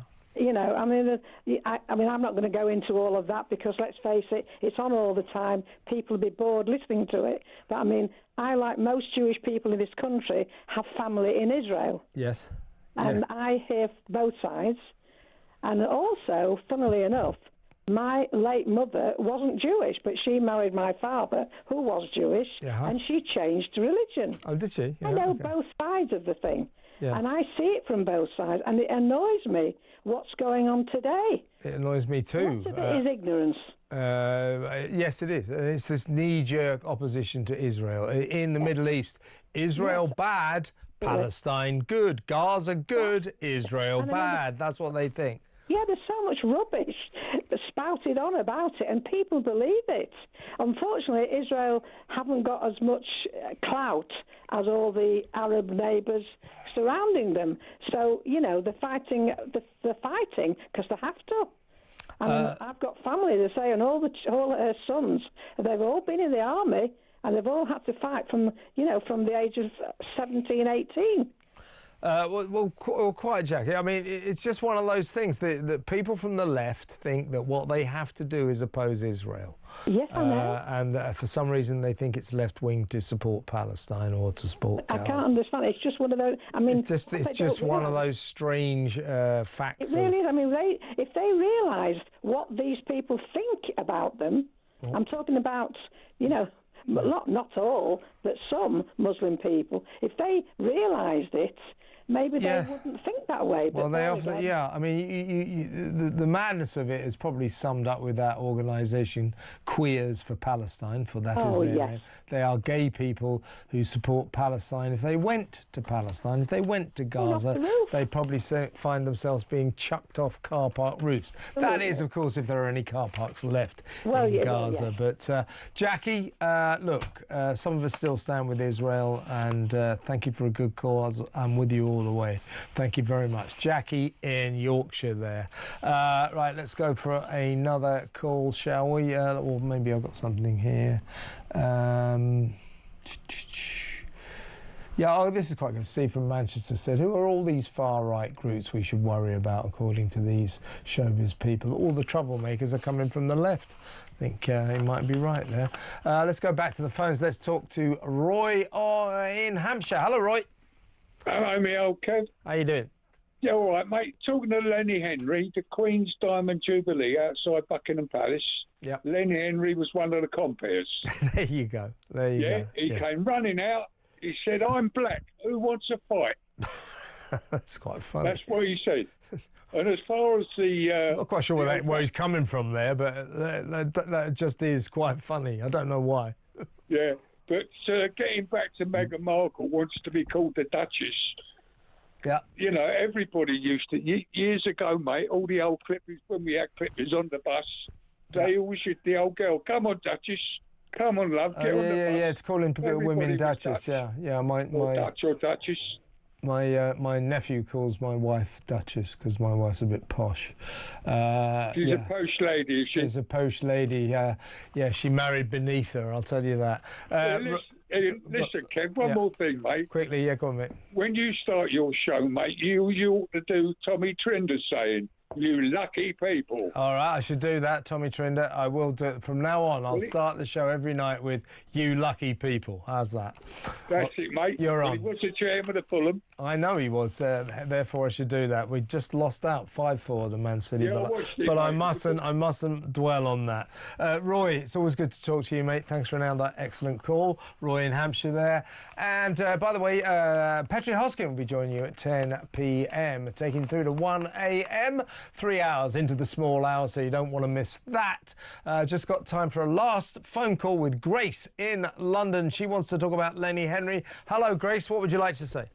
Hi. Yeah, I feel so frustrated as someone who is really concerned about social justice and things. I really feel really frustrated that Lenny Henry is actually not putting his emphasis where he did previously on talking about issues such as the people in our world who have no food to eat. I know that's not a primary concern for maybe you and some of the... Well, no, I think you know, I'll go along with that a lot more than I'll go along with these people putting their showbiz clout behind a campaign to defeat or to beat or to stop a party that's very popular, probably among their fans around the country, as in Reform UK.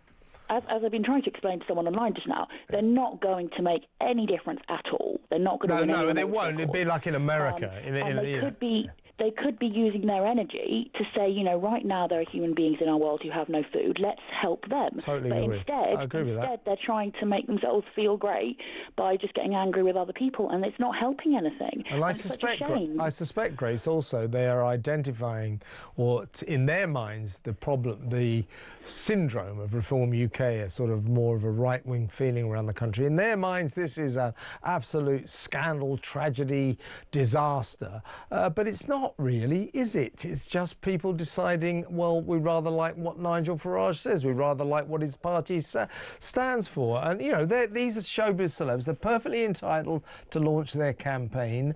But I don't think people will listen to them. I mean, when Lenny